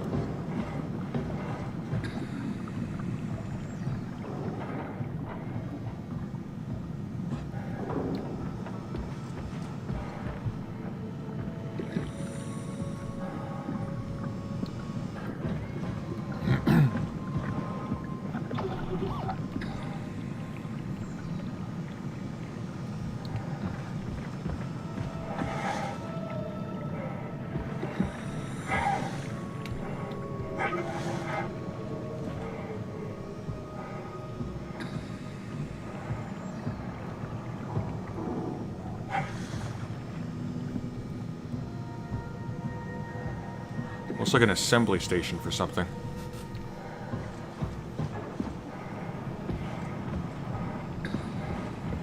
Hell of a day, am I right? Can't believe how much I'm sweating in this suit. Oh god, imagine your consciousness is trapped in a robot. Think I need You're to just fix this? experiencing a never-ending workday where you can actually sweat in your suit. Hey, could you maybe help? I need to get to Theta. Don't stand there, you know better than that. Hey, you! Give me some room, will you? Hey, can you hear me? Don't stand there, you know better than that. Yeah? You put in a good word for me? I'm not sure that's a good thing. Nah, I'm just messing with you. That's horrifying.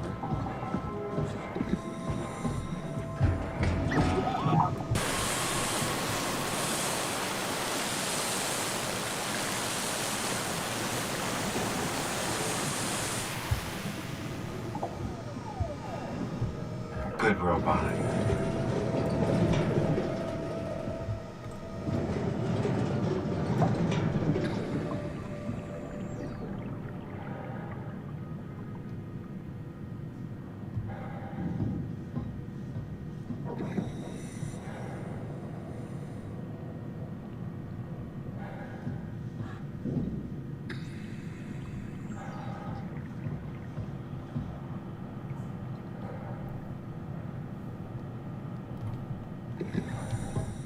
Guess we need power.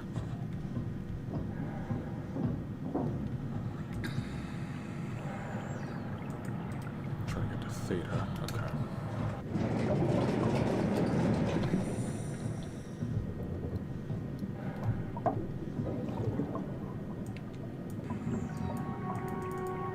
Oh, nothing interesting in the toilet. Who knew? Oh, just leap over the counter.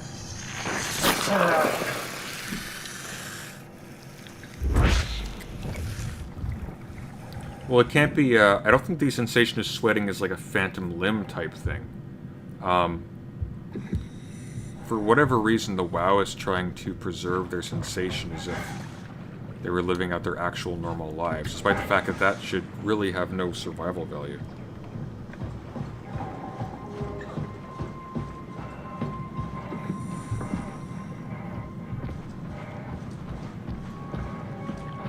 What happened if we just run to the abyss? That's a long drop. Whoa. Whoa. Should I do it? Let's see what happens.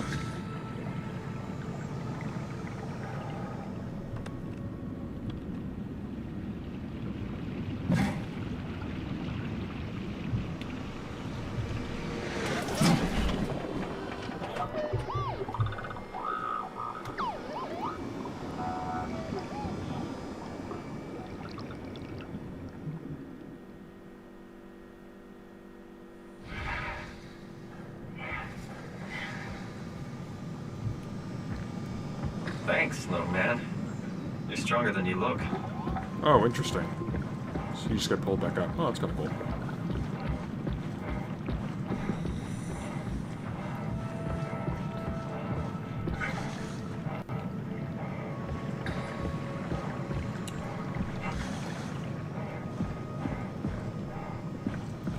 Find a way back to.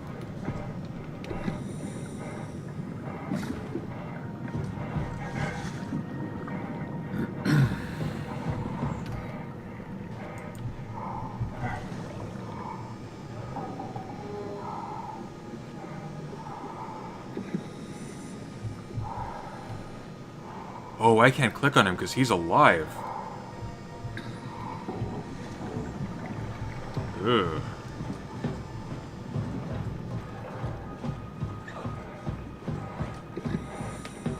I wonder if he's that robot.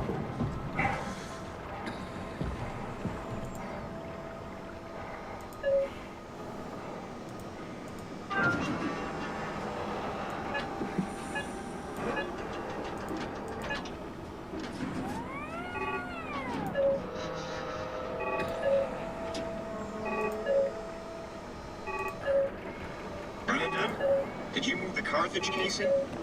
We need to test that one before we ship it. Man, you can really tell when Astrid is off platform. This place turns into such a locker room. Not in a good way, either.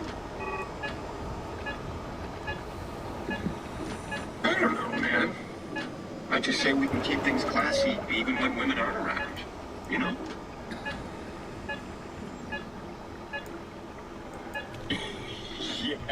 Yeah. You're so full of shit, Brandon. I've seen you on Halo, man. Oh.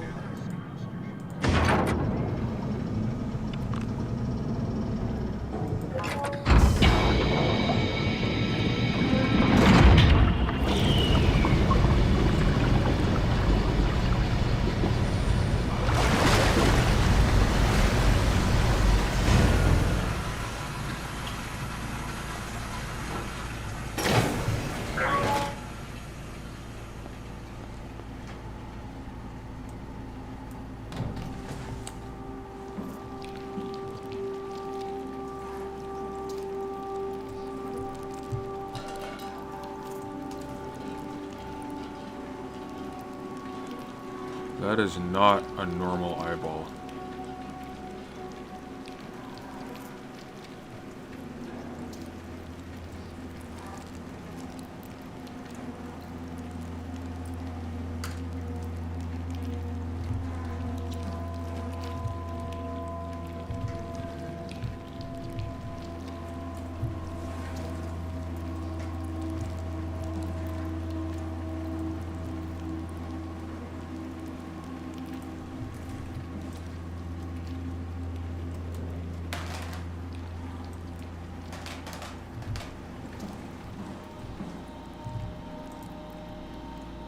Huh. Oh, really? Corrupt opponent. Not gonna let me play chess, really? Oh, that's annoying. It's exciting to watch WoW claim Delta half a year ago. I'd be worried I'd have something.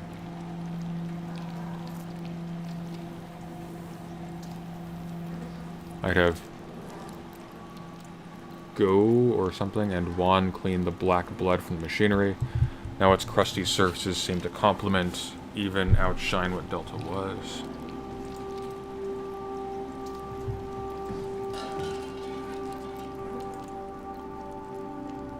The light's hurting my eyes.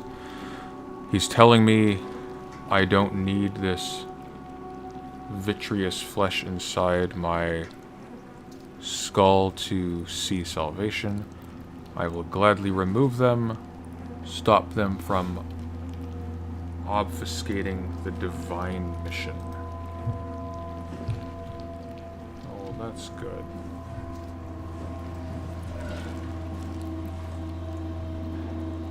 That's great. My revelation in the black blood of our warden whispers I need to save them from this hell. Lock them in the lucid dreams I've seen. Let them sleep.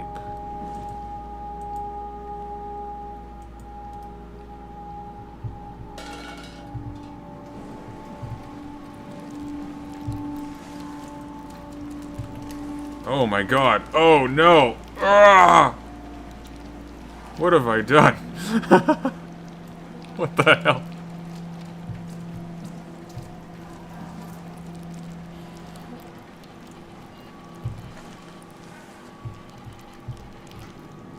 It's still squirming down there, I can hear it. We're gonna leave now.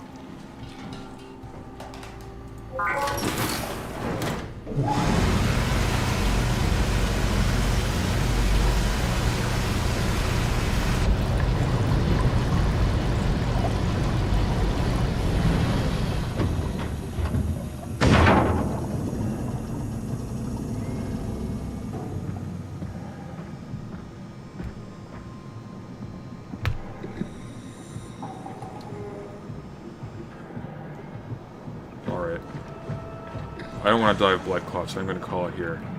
We made some progress, at least. We got past the Curie. Yes, most definitely, sir. So I think I'm going to call it here, and we'll probably continue this sometime in the next couple of days, maybe tomorrow. But we'll see. Yeah. I need to make dinner, and I need to move my legs. So, thanks everybody for joining me for this very, very strange and disorganized office hours. I would love to turn this into a theory stream next time, just at that point, my throat was already gone, so, you know.